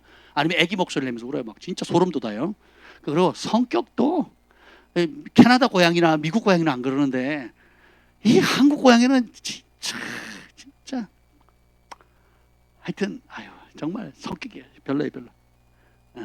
제가 키우던 병아리도 다 죽였잖아요, 그놈이. 강아지도 종류가 여러 가지지만 제가 어릴 때부터 소원이 진돗개 키우는 거였거든요. 어릴 때부터 평생 소원이 진돗개 키우는 거였어요. 네. 그래서 이제 누가 주셔가지고 집에서 한 석 달 키우다가 지금 홍천 퀘렌시아에 지금 가 있잖아요. 제가 왜 진돗개를 좋아하냐? 많은 예쁜 강아지들 많은데 이 진돗개는 충성됨이 소문나 있잖아요. 예, 우리 박광열 형제가 진도 출신이래요. 그 동네에 있는 게 옛날에 진도에 다리가 지금 놓였는데 다리가 놓여지기 전에는 마을에 있는 개들이 전부 다 진돗개였대요. 그러니까 다리가 놓이니까 그 육지에 있던 똥개들이 건너와가지고 씨를 퍼뜨려가지고 그 순수성을 다 엉망으로 만들었대. 그 지금은 잘 모른대요. 그래서 아예 이제 혈통 보존하는 따로 있대요. 진도 안에서도. 거기만 진짜 진돗개고 나머지는 잡종들하고 다 섞였대요. 근데 제가 진돗개를 좋아하는 이유가 뭐냐면 고양이는 이익을 따라 움직입니다. 제가 고양이 여러 키워봤거든요. 동네에서도 옆집에서도 키우고 막 봐서 아는데 그 종류마다 또 다르게 있죠. 고양이나 다 그런 건 아니지만 일반적으로 특히 시골에 사는 이 고양이들은 아주 기분 나쁘게 하죠. 쥐를 물고 들어와서 찢어가지고 피를 방바닥에 흘려놓습니다.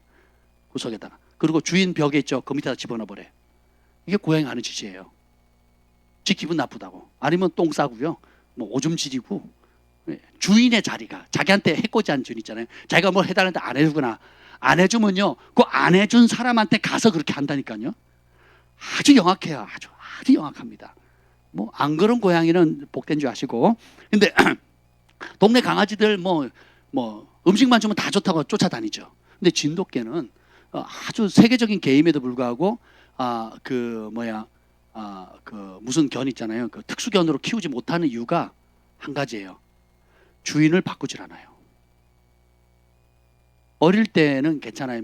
어릴 때 몇 달까지는 괜찮은데 이제 이 애가 이제 커서 이제 주인이라고 인식을 딱 하는 순간 어떻게 해요? 평생 주인이에요. 평생 주인. 그러니까 주인 말만 듣는 거예요. 저는 그 성품이 너무 감동스러운 거예요. 사람도 못하는 일을.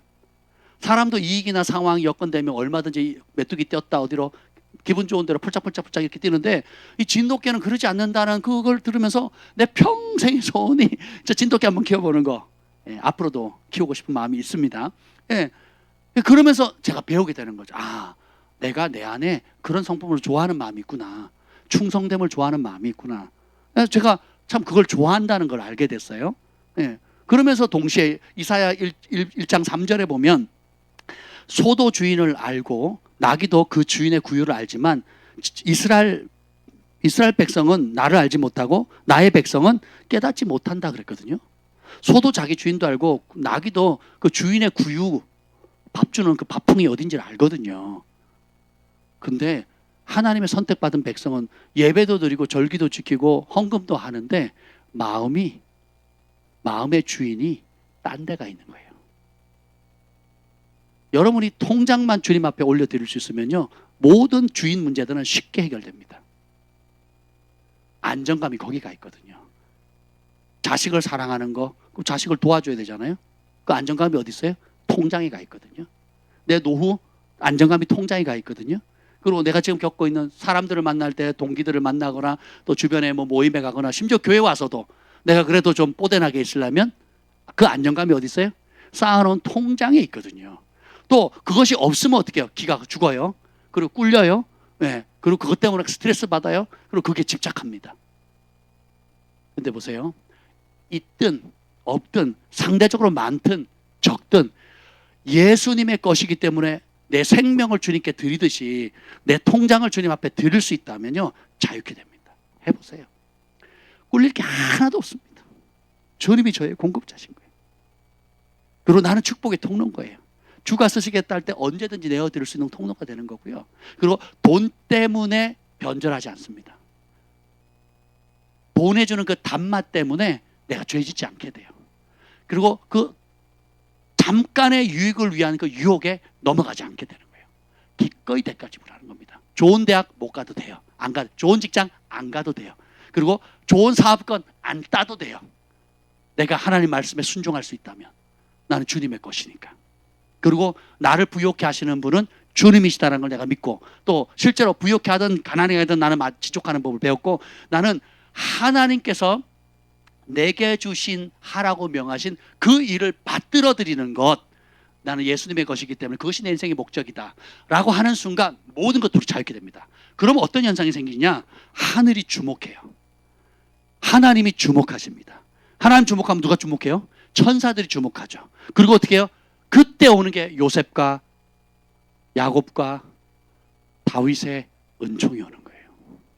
쫓아옵니다. 쫓아와요. 내 통장을 하나님께 드리니까 하나님이 그 통장을 채우시더라고요. 인도하시더라고요. 먼저 그의 나라와 그의 의를 구하니까 주님께서 그 모든 것들을 하시더라고요. 굉장히 중요합니다, 여러분. 여러분 중요한 문제 중에 돈 문제가 중요한 하나가 아니고 하나님이냐 돈이냐예요. 하나님이냐 물질이냐. 예수님 그랬잖아요. 하나님과 만몬, 돈을 겸하여 섬길 수 있다 없다. 그러니까 누군가는 분명히 주인이 돼 돈을 위해서 하나님을 이용하든지 하나님이 주인이 되셔서 돈이 그 하나님 말씀에 복종하든지 명확해지는 거예요. 여러분 이거 인정받으면요 하나님의 사도적 기업가가 됩니다. 이거 인정받으면요 여러분이 세상에 그 어떤 것도 두려워할 게 없게 되는 거예요. 근데 그러지 않으면 예수 그리스도의 것으로 하늘의 소속으로 사는 삶이 아니라 내가 이루고자 하는 것, 내가 의지하는 그 돈을 벌기 위해서 예수님이 나를 도와야 돼요. 하나님도 나를 도와야 돼요. 목사님도 기도해 줘야 되는 거예요. 뭘 위해서? 내가 먹고 사는 거 좀 더 안전적으로. 핑계야. 포장지는 아름답게 삽니다. 선교를 위해서, 하나님 나라를 위해서, 그리고 뭐 주님의 뭐 뜻을 위해서. 포장지는 아름답게 싸지만 그 속은 다 썩어버린 거거든요. 주인이 딴 거예요. 주님은 속지 않으시거든요. 근데 이게 한 번 통과하는 문제가 아니고 계속 다져야 돼요. 계속. 그 상황에 따라 다져야 돼요. 그러니까 통과하는 만큼 그릇이 커져요. 통과하는 만큼 여러분 영역이 넓혀지는 겁니다. 예수님의 것이 된다는 거 굉장히 실제적인 의미예요. 아멘. 여기에 통과하시길 예수님으로 축복합니다. 아멘. 이번 부르심을 받은 우리에게 그리스도는 무엇이 되십니까? 고린도전서 1장 24절 시작. 오직 부르심을 받은 자들에게는 유대인이나 헬라인이나 그리스도는 하나님의 능력이요 하나님의 지혜니라. 부르심을 받은 자들에게는 유대인이나 헬라인이나 선민이나 이방인인 우리나 누가 하나님의 능력과 지혜래요? 그리스도라 그랬죠. 이건 찾아보셔야 돼요. 고린도전서 1장 보겠습니다. 로마서 다음이거든요. 고린도전서 1장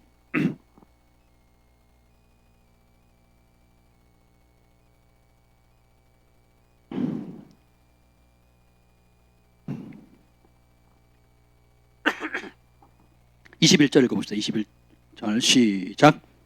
하나님의 지혜에 있어서는 이 세상의 자기의 지혜로 하나님을 알지 못하므로 하나님께서 전도에 미련한 것으로 믿는 자들을 구원하시기를 기뻐하셨도다. 자, 이제 하나님의 지혜가 나오는데 우리를 구원하실 방법을 예수님을 믿는 믿음을 전도에 미련한 것이라 그러죠. 하나님도 전도 복음을 전하는 것을 복음을 듣는 것을 통해서 구원하는 게 세상 사람들을 보기에 미련하다는 것을 알아요, 몰라요? 아시는 거죠. 근데 그 미련한 방법을 누가 택하세요? 누가 계획했어요? 여러분 교회 나온다고 설교 몇 번 듣는다고 수요예배 참여하고 뭐 금요예배 참여한다고 구원이 돼요? 뭐 그게 뭐 지혜가 되고 능력이 되고 뭐 세상을 살아갈 축복과 은총이 된다고 세상 사람 생각하겠어요?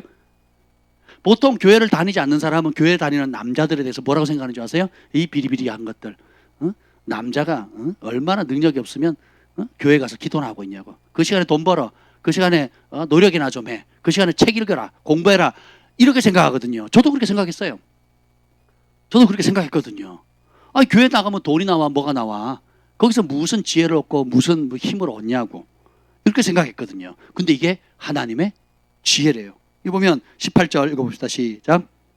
십자가의 도가 멸망하는 자들에게는 미련한 것이요 구원을 받는 우리에게는 하나님의 능력이라. 십자가의 도가 세상 사람들에게는 멸망받을 사람에게 미련해 보여요. 근데 어떤 사람에게 하나님의 능력이 된다고요? 구원받는 사람에게. 근데 이 구원이 따라서 죽어서 가는 구원이 아니다. 제 밑에 보겠지만 30절 봅시다. 30절 시작. 너희는 하나님으로부터 나서 그리스도 예수 안에 있고 예수는 하나님으로부터 나와서 우리에게 지혜와 의로움과 거룩함과 구원함이 되셨으니.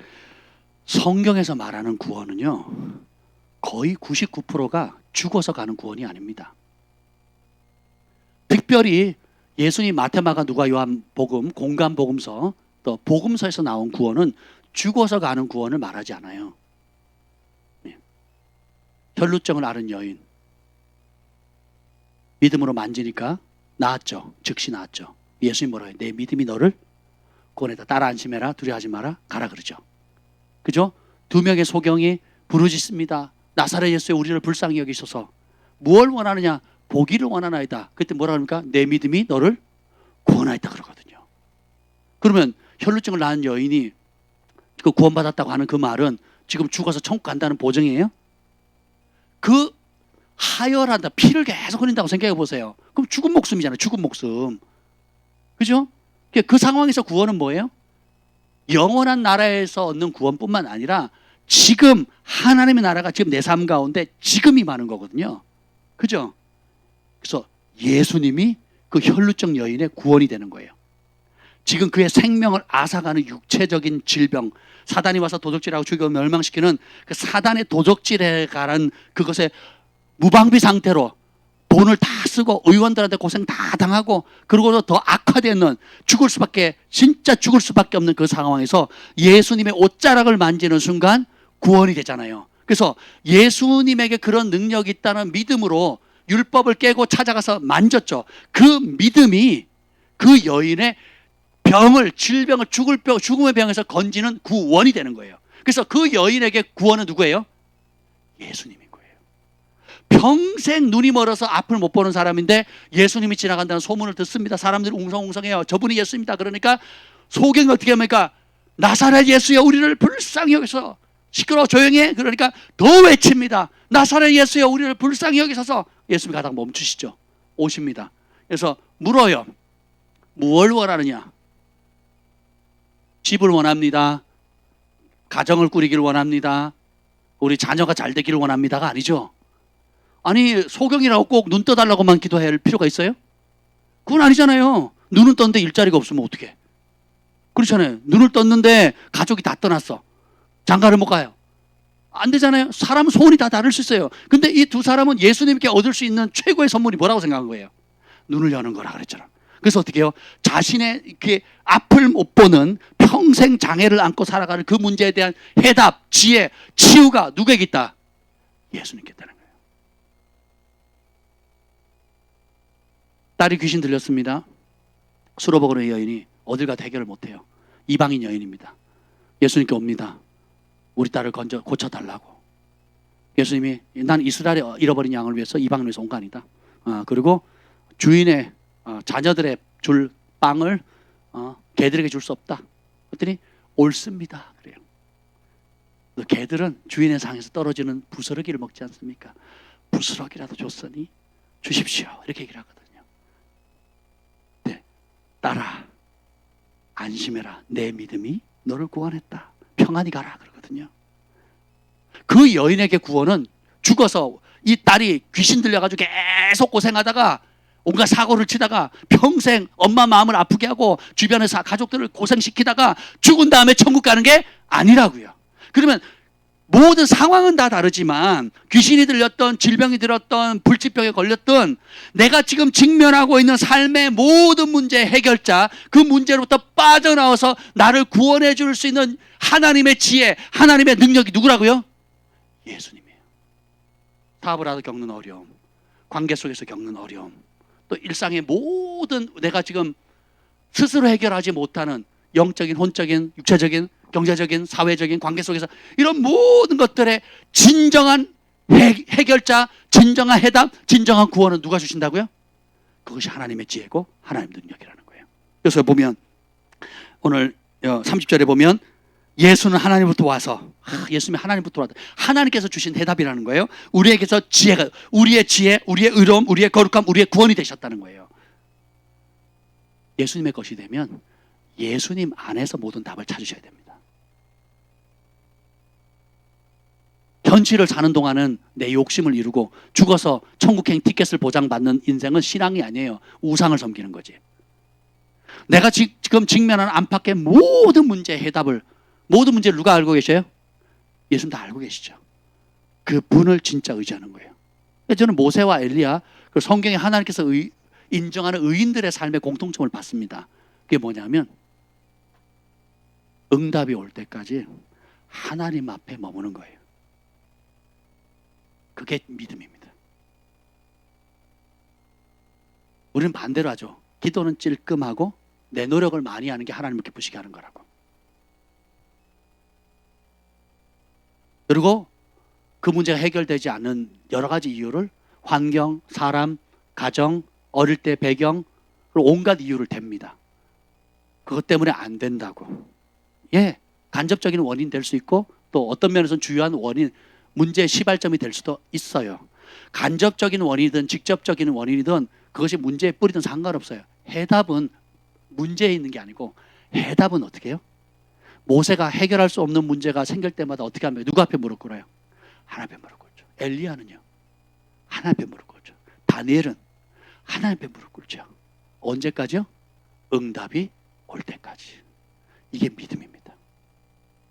근데 우리는 기도의 모양은 냅니다. 그걸 좀 표를 그려서 내가 의지적 결단하고 작정하고 합니다. 이것도 귀하죠. 네. 근데 보다 더 깊이 들어가려면 어떻게 해요? 응답이 올 때까지 머무는 거예요. 주님 앞에. 그리고 내 마음의 중심이 진짜 아브라함이 소돔왕에게 얘기했던 것처럼 나를 부유하게 만드는 건 네가 아니다. 하나님이 복 주신다는 걸 진짜 믿는 거예요. 진짜 믿으면 달라집니다. 하나님이 응답자다. 하나님이 나의 이 문제에 대한 구원자다. 예수님만이 하나님 주신 최고의 지혜고 거룩함이고 의로움이고 이 문제, 내 삶에 겪는 모든 문제 진정한 해답이다. 참된 진리다. 해답이다. 이걸 믿으면 구원이 이루어져요. 그럼 그 믿음의 표현이 뭡니까? 그분 앞에 머무는 거예요. 각자의 상황은 다 다를 겁니다. 아침 저녁으로 나오실 분도 있고 낮에 올 수 있는 분도 있고 자기 가정에 또 사업장에서 일터의 골방에서 혹은 일을 하면서 여러 형태로 할 거예요. 방언을 하든 찬양을 하든 묵상을 하든 또 부르짖던 산에 가서 하든 그건 상관이 없어요. 중심이 끊임없이 나의 응답은 여호와께 있다.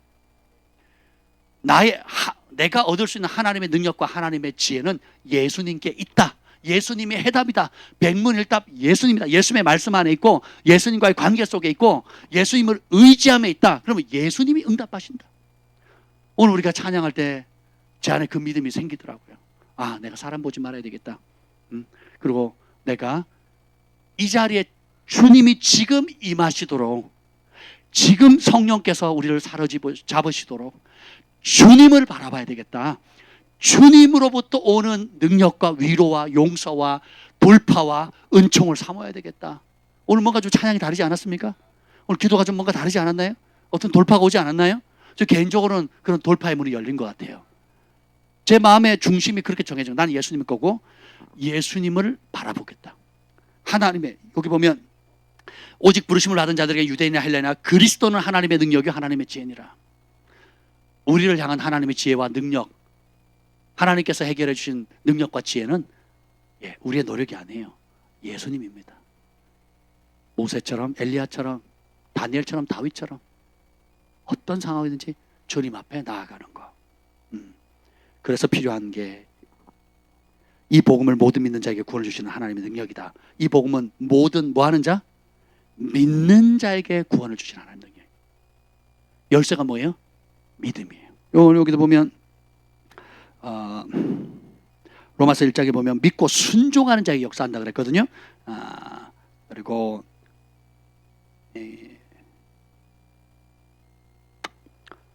데살로니가후서 3장 2절에 보면 믿음은 모든 사람의 것이 아니니라 그랬거든요. 에베소서는 믿음은 하나님의 선물이라고 그랬어요. 주님을 바라는 자에게 주시는 선물입니다. 아멘. 착하고 의로운 것 같은데 말씀을 안 믿어요. 예수님이 필요 없대요.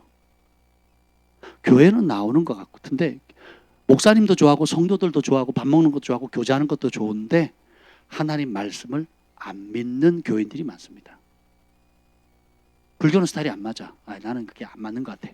그래도 교회는 좀 사회성이 있고 좀 따뜻한 것 같고 내 적성에 맞아. 그리고 또 사람들도 나한테 잘해주는 것 같고 그래서 다니는 사람도 꽤 됩니다.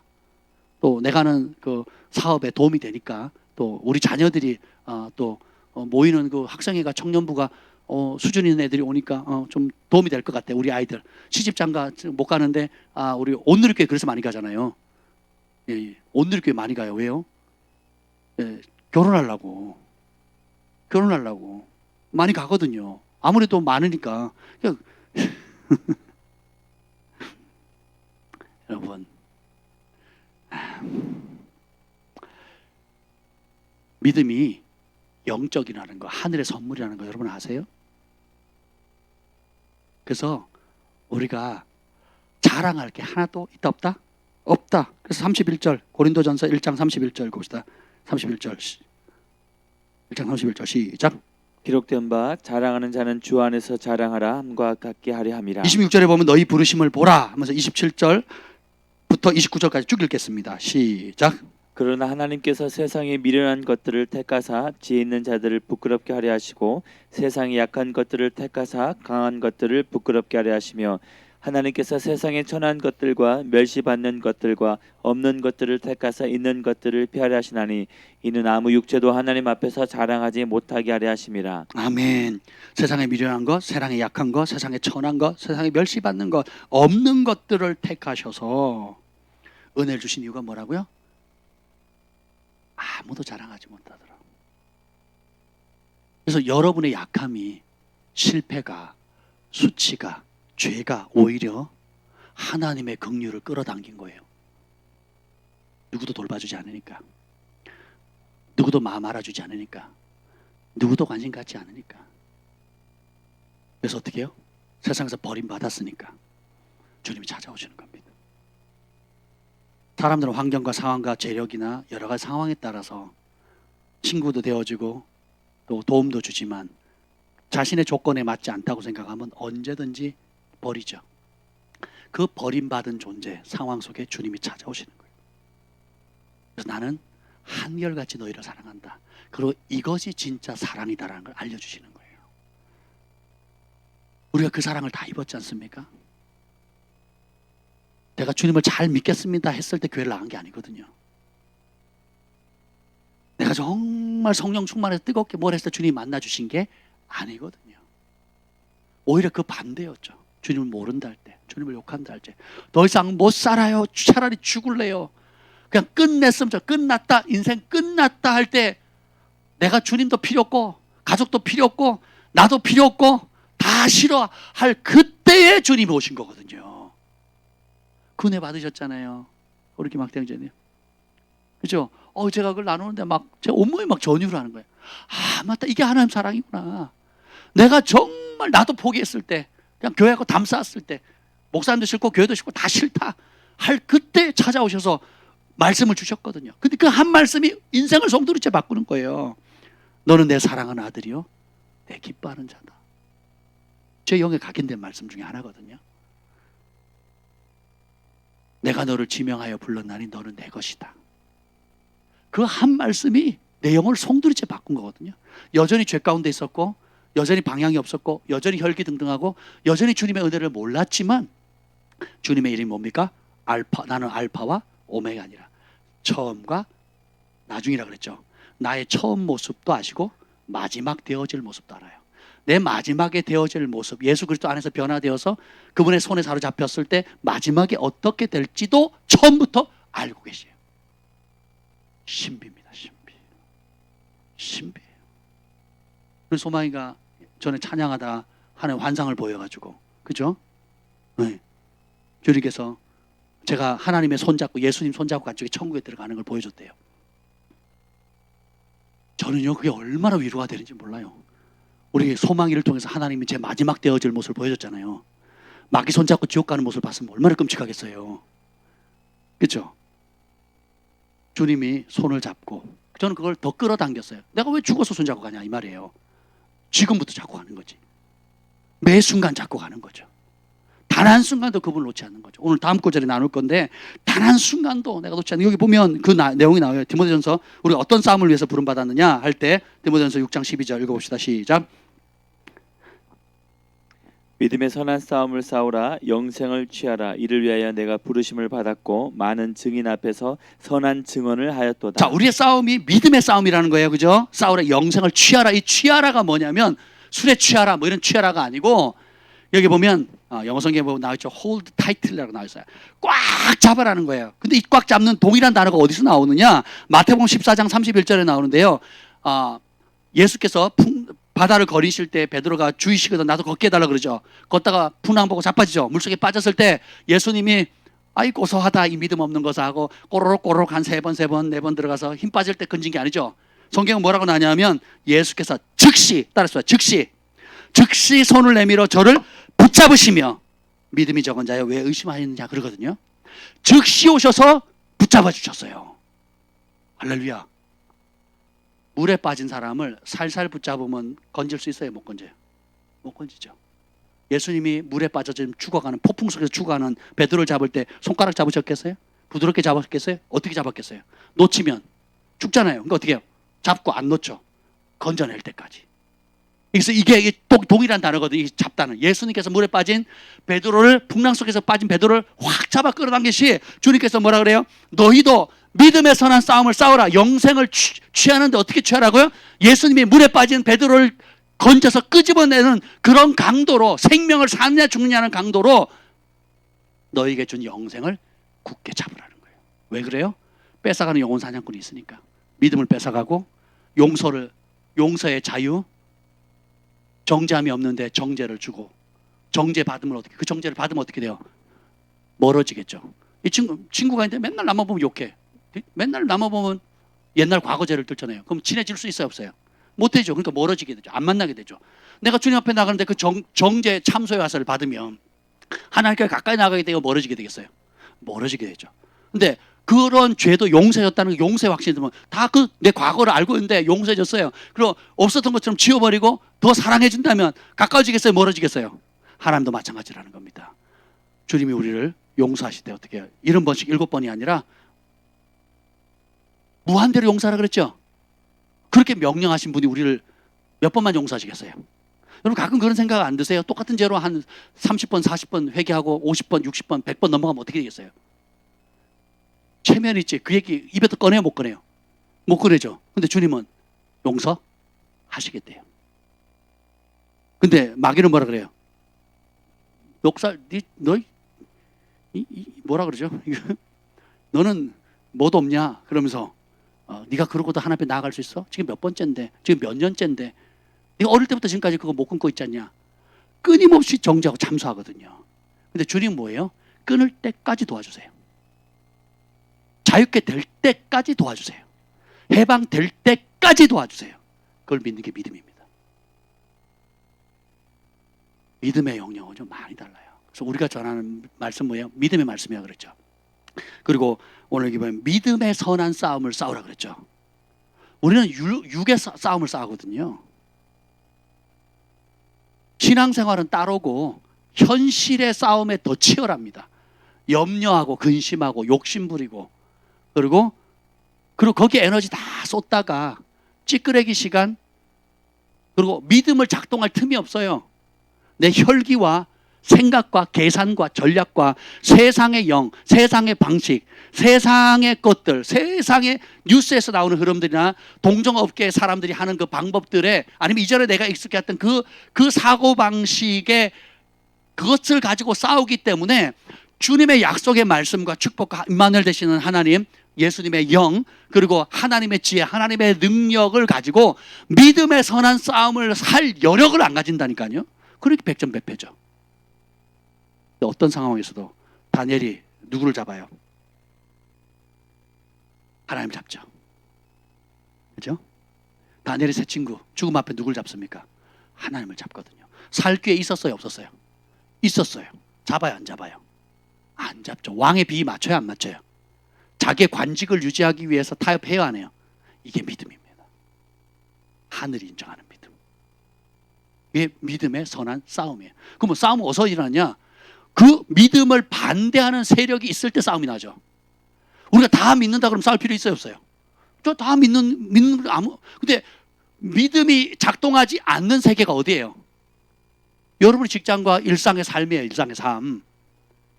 가족부터 시작해가지고 여러분 직장이나 알바하는 곳이나 학교나 여러분 시간 제일 많이 보내는 곳이 다 뭐예요? 여러분이 지금 주중에 제일 시간 많이 보이는 것이 믿음의 세계예요? 믿음을 대적하는 세계예요? 믿음으로 작동하는 세계예요? 아니면 세상의 영으로 충만한 곳이에요? 그럼 싸움은 어디서 벌어요? 싸움은 왕궁에서 하는 게 아니에요. 싸움은 전장터에서 하는 거지. 그러면 여러분 전쟁터는 어디입니까? 사업장이에요, 사업장. 직장이에요, 가정이에요. 여러분 가장 많이 시간 보내는 그곳. 거기서 믿음과 현실이 충돌할 때 싸우겠다는 의지를 가지고 있는 게 믿음이고, 싸우는 방법을 살아계신 하나님 그리고 예수 그리스도의 말씀의 절대 기준을 삼고 그 말씀을 의지해서 기꺼이 고난받는 것. 그때 근력이 생기고, 저항할 때 근력이 생기잖아요. 그죠? 저항할 때 근력이 생기는 거거든요. 버틸 때 힘이 생기는 거예요. 이해가 되시죠? 심지어 맞을 때 권투 선수들이 복근을 어떻게 키웁니까? 눕혀가지고 농구공 있죠, 농구공. 농구공까지 던지잖아요.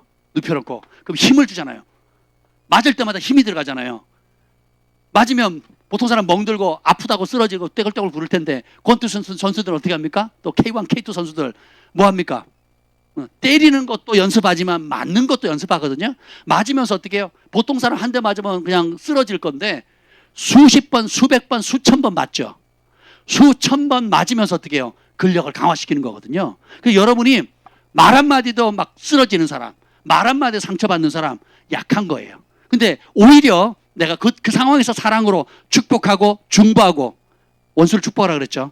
이제 그 축복하고 그것을 하나님께로 올려드리고 하나님 앞에 그 마음을 토로하는 훈련을 해버리면, 그럼 작은 말에 내가 크게 데미지를 받아야 안 받아요? 안 받게 되는 거죠. 누가 저 앞에서 욕해도 아유 그런가 보다 하고 넘어가는 거예요. 할렐루야 하고 넘어가는 겁니다. 누가 뭐라 해도 저 같으면 그냥 확 쫓아가가지고 기분 나쁘게 하면 그 앞에 차를 세워서라도 한번 내려봐. 오늘 대판 한번 붙자. 오늘 날 잡았다. 안 그래도 내가 좀 근질근질했는데, 주먹이 근질근질했는데 한판 붙자. 제가 옛날에 그랬거든요. 전도사 시절에. 전혀 그렇게 안 보이죠? 그렇게 보인다고요? 말 잘하셔야 돼요. 그랬단 말이죠. 근데 지금은 안 그래요. 지금 막 불불 끓어도요, 일단 입부터 다뭅니다. 맷집이 키워진 거거든요. 예. 그리고 내가 안 나서면 하나님이 나선다는 거 알아요. 내가 사랑으로 반응하면 하나님 기뻐한다는 거 압니다. 그리고 내가 이 마음을 하나님께 올려드리면 공의로운 재판장이신 하나님께서 역사하신다는 걸 알게 되는 거거든요. 재정도 마찬가지예요. 물질을 쓰는 거, 뭐 물질 안 아까워하는 사람이 어디 있겠습니까? 근데 하나님 나라를 위해서 쓰는 훈련, 또 하나님 나라를 위해서 아끼는 훈련, 그리고 하나님 나라를 위해서 베푸는 훈련, 이게 자꾸 키워가는 거예요. 처음에 1,000원짜리부터 5,000원, 만원, 10만원, 100만원, 1,000만원, 1억, 10억 계속 확장해 나가는 거죠. 시간도 마찬가지예요. 저는 내가 자기 발전을 위해서는 이래저래 공부하고 뭐 학원도 가고 시간 내가지고 책도 공부하고 이런 데는 안 아까워. 유튜브 공부하는 거 안 아까운데, 하나님을 위해서, 교회를 위해서, 전도를 위해서, 영혼 살리기 위해서 시간 쓰는 거 굉장히 인색했다가 이제는 어떻게 해요? 전도해보는 거죠. 복음을 전해보는 거죠. 선물도 사보고 또 그 사람이 좋아하는 거, 기도하면 감동되는 거 해보고, 부딪혀보면 열심히 준비해서 간데 선물해서 했는데 뭐 이딴 걸 주냐고 탁 쳐버리거나, 나한테 더 이상 그런 소리 하지 말고 절연하겠다고, 다시는 그런 얘기 하지 말라고 무한당하고 수치당하면서, 주님 나한테 왜 이랬어요 왜 이랬어요 하면서, 그걸 가지고 상한 마음 가지고 하나님 앞에 무릎 꿇고 눈물 흘려가면서 영혼을 사랑하는 마음이 키워져 가는 거죠. 하루아침에 되는 게 아니고. 믿음을 반대하는 삶의 현장에 두신 거예요. 양을 그 천적인 이리 속에 집어넣거든요. 그리고 거기서 하나님 보존해 주시겠다. 이게 아버지의 뜻이래요. 양을 천적인 이리 속에 안 보내는 게 하나님 뜻이 아니고, 양을 천적인 이리 속에 보내는 게 하나님 뜻이래요.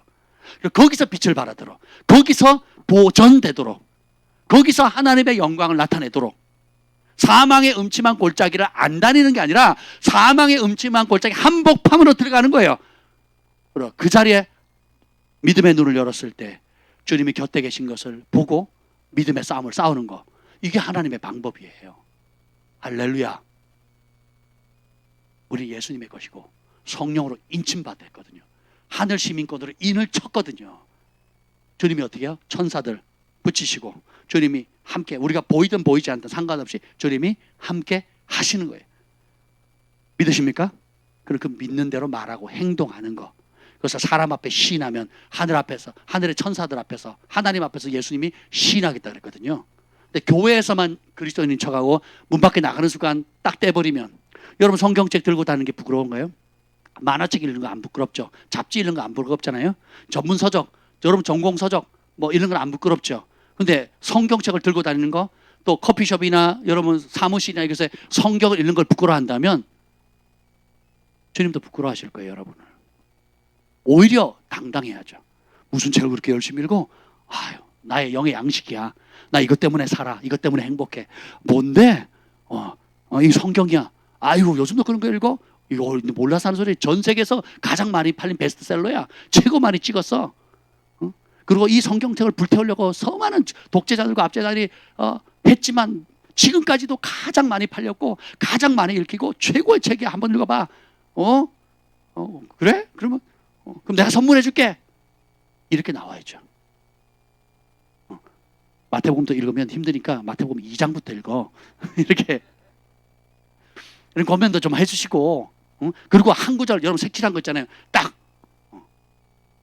내가 너를 물 가운데 지날지라도 물이 엄몰지 못할 것이고 불 가운데 지날지라도 불이 너를 끓이지 못할 것이다. 이런 약속을 딱 주면요, 사람들 뿅 갑니다. 뿅 가. 안 그래요? 내가 너를 지명하여 부르는 너는 내 거다. 뭐 이런 구절이 있대. 하나님이 세상을 이처럼 사랑해서 독생자를 주셔서 이는 저를 믿는 자는 멸망치 않고 영생을 얻게 하려 합니다. 새 하늘과 새 땅에 대해서 얘기해주고 천국과 지옥도 있어? 그런 게 있어? 기회를 삼으셔야죠. 여러분 또 그걸로 인해서 제 교회 다니는데 저럴 줄 알았어. 말과 행동이 틀려. 예수님이 말쟁이들. 그런 비난도 들어봐야 되는 거예요. 그럼 내가 진짜 말만 하나? 정말 사람들이 나를 그렇게 보네? 그럼 내가 더 말을 줄이고 행동으로 섬겨야 되겠네. 나보고 게으르다 그러네. 그럼 더 성실해야지. 나보고 거짓말한다 그러네. 그럼 내가 더 진실해야지. 내가 늦게 온다 그러네. 더 일찍 와야지. 내가 더 잘 섬겨야지. 내가 상사인데 아랫사람을 더 정중하게 대하고, 내가 하급자인데 상사 뒷담화 까지 않고 어떻게 해요? 더 존귀하게, 보든 안 보든 성실하게 하는 모습을 보여주면, 야, 역시 예수 믿는 사람 틀려. 그러니까 어느덧 내가 비면, 내 자리가 비면 사람들이 힘들어하는 거예요. 내가 있으면 살아나는 거예요. 존재가 복음이 되는 거예요. 존재가. 내가 이 복음을 부끄러워하지 않으니 이 복음 모든 믿는 자에게 구원을 주신 하나님의 능력이 됩니다. 아멘. 영생은 누가 빼앗아가는 자가 있기 때문에 꽉 붙들어야 돼요. 그리고 믿음은 싸움이에요. 따라합시다. 믿음은 싸움이다. 소꿉장난이 아니에요, 여러분. 교회가 여러분 뭐 물에 물 탄 듯 술에 들 탄 듯 뭐 술렁술렁 넘어가는 것 같죠? 술렁술렁 넘어가는 것 같죠? 그래서 저희 목회자들이 뭘 하는지 모르는 사람은 목사님들이 아무것도 안 하고 그냥 있는 아무것도 안 하는 사람인 줄 알아요. 아무것도 안 하면서 말로만 돈 벌어먹는 사람인 줄 알거든요. 한번 해보세요. 그러면 여러분 그렇게 하고 싶으면 한번 내일부터 직업을 바꿔볼까요, 우리? 네. 세상에 제일 힘든 게, 사업해보면 제일 힘든 게 뭐예요? 사람 대하는 거죠. 네. 제일 힘든 게 또 뭔지 아세요? 사람 바꾸는 거. 사람 대하는 게 제일 어렵고요. 그런 인간 바꾸는 건 더 어렵습니다. 우리 힘으로 돼요, 안 돼요? 근데 보세요. 예수님이, 하나님이 우리에게 주신 하나님의 지혜와 능력이에요. 그분의 영을 우리에게 주셨잖아요. 네. 생각을 바꾸셔야 됩니다. 여러분이 예수님의 것이 됐다는 것에 대한 자긍심 생기세요? 자긍심을 가지셔야 돼요. 그 안에 모든 답이 있다니까요. 내가 예수님의 것이다라는 그 첫 단추를 딱 끼는 순간 모든 지금 염려, 근심, 걱정, 그러니까 싸그리 사라진다니까요. 그걸 안 끼면요, 계속 땜빵해야 되는 거예요. 이게 터지면, 이거 메꾸면 저쪽에서 터져요. 저거 메꾸면 동시에 막 터집니다. 그러면 그거 메꾸기 바빠요. 근본을 안 바꿨으니, 주인이 딴 데가 있으니 계속 김밥 옆구리 터지듯이 계속 터지는 거죠. 안 됩니다. 너희도 그들 중에서 예수 그리스도의 것으로 부르심을 받았으니. 개 한 마리도, 진돗개, 그 수많은 개들 가운데 그 개 한 종도 주인을 한 번 정하면 평생 주인으로 모시잖아요. 소도, 나귀도 주인을 아는데 하나님의 형상으로 지음받은 우리가 예수님을 주인으로 못 모신다면 그거는 짐승만도 못한 거 아니겠습니까? 뜻을 딱 정했으면, 제가 액션 영화나 군사 영화를 좋아해요. 싸우는 영화를 좋아합니다. 뭐 남자들 뭐 대부분 그렇지만, 그게 뭐냐면 그 안에서 많은 배신, 전략, 그리고 이해타산, 또 뭐 야비함들, 뭐 여러 가지 것들을 배우는데 결국 찬란하게 빛나는 건 뭐예요? 충성된 사람이거든요. 백성을 사랑하는 왕, 그리고 그것을 함께하는, 그 비전을 함께하는 충성된 신하들의 헌신과 희생을 통해서 그 유산들을 자손들이 받게 되고 나라가 견고해지고, 그죠? 아름다운 역사를 만들어 가잖아요. 하나님의 역사도 마찬가지입니다. 히스토리, 그분의 스토리잖아요. 히즈 스토리잖아요. 우리가 거기에 동참하게 됐다는 거 얼마나 축복입니까? 손흥민 선수가 국가대표 되는 거 영광스러워 생각하고, 그리고 각 나라에 세계적으로 유명한 그 프리미어리그의 그 천문학적인 수백억이에요. 뭐 그 기본 몸값이 수백억이에요. 수백억. 그렇지만 그런 사람들도 돈 얼마 몇 푼 주지도 않는 각 나라의 국가대표 차출되는 거에 대해서 큰 영광으로 생각하거든요. 우리는 하나님 나라의 일꾼으로, 하나님의 자녀로, 그분과 함께 영광을 얻으려면 고난도 함께 받아야 되는 것이 마땅하다 그랬거든요. 아멘. 큰 고난을, 복음을 위해서 큰 고난 받을수록 큰 영광이 예비되어 있어요. 아멘. 그래서 그 길 혼자 가게 안 내버려 두시고 교회라는 영적 가족을 만들어서 서로 격려하는 거예요. 아니 팜파스도 이렇게 돌파하면서 살아가지 않습니까? 기적이 나지 않습니까? 정관동 헤어스케지도 EV도 우리 각자 모든 사람들 예우랑도 각자 믿음의 선한 싸움을 싸우고 있지 않습니까? 철이 철을 날끓여듯이 서로가 중보하면서 힘내세요. 방문하고 격려하고 중보하고 또 제가 그렇게 가르쳤는데 또 순종함으로 기적들을 만들고 간증권을 만들면 말씀을 전하는 저도 보람을 느끼고 그죠? 또 그래도 어려움을 당하면 같이 혼자 어려움 당하는 것이 아니라 같이 안타까워하고 같이 중보해주고 같이 금식해주고 같이 울어주고 같이 웃어줄 수 있도록 하나님께서 예수 그리스도의 몸된 교회를 만드신 겁니다. 주님의 지혜가 놀랍지 않습니까? 여러분 혼자가 아닙니다. 우리 주님이 함께 하시고 주님을 사랑하는 주의 친백성들 성령의 인침받은 백성들이 여러분과 함께하고 있어요. 천군 천사들이 여러분을 돕고 있고요. 하나님 우리와 함께 하십니다. 이 마음을 갖고 기도합시다. 기도할 때 주님 나는 예수님의 것입니다. 나 주의 것, 주 나의 것. 그 안에 담겨져 있는 비밀을 깨닫게 해 주시옵소서.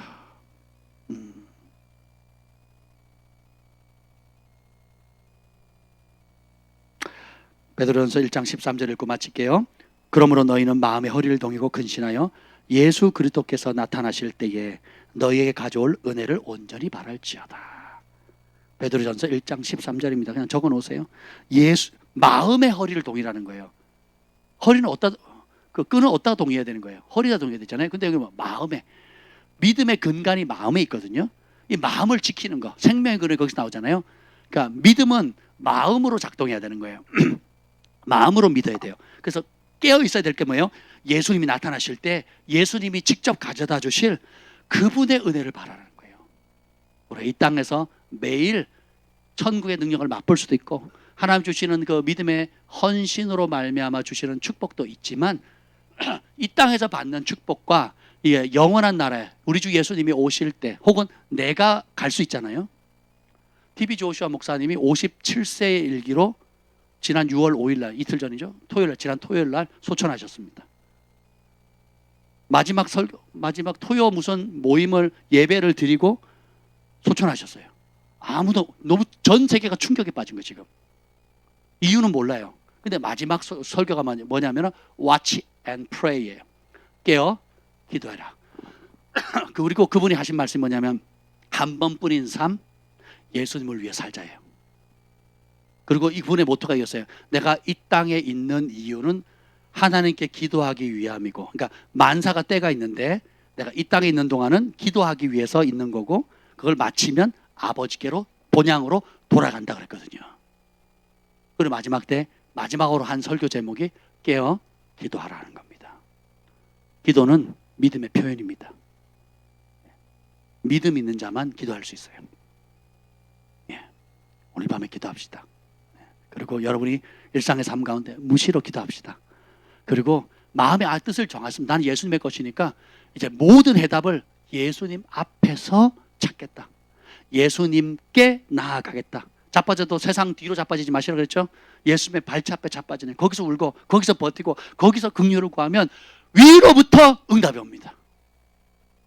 그리고 내 안에 계시는 예수님의 영이 너희 속에서 말씀하시는 영으로, 우리 안에서 말씀하시는 영으로 그분의 음성을 들려주실 때가 있을 것입니다. 하늘로부터 위로부터 오는 은혜를 사모합시다. 이런저런 핑계 대지 마시고 이런저런 이유 대지 마시고 그럴 수 있고 이해는 되지만 이해가 되는 게 답이 될 수는 없잖아요. 모든 답은 예수님께서, 이게 예수님이 하나님의 지혜고 예수님이 하나님의 능력이고 예수님이 우리의 모든 문제의 구원이 되십니다. 그 예수님 향해서 우리 두 손을 높이 듭시다. 오늘 아까 기도했듯이 찬양했듯이 주님 하늘의 문을 여시고 주님 나는 예수님의 것입니다. 믿음의 선한 싸움을 싸우겠습니다. 이를 위하여 내가 부르심을 입었고 영생을 취하라. 영생을 굳게 붙들라.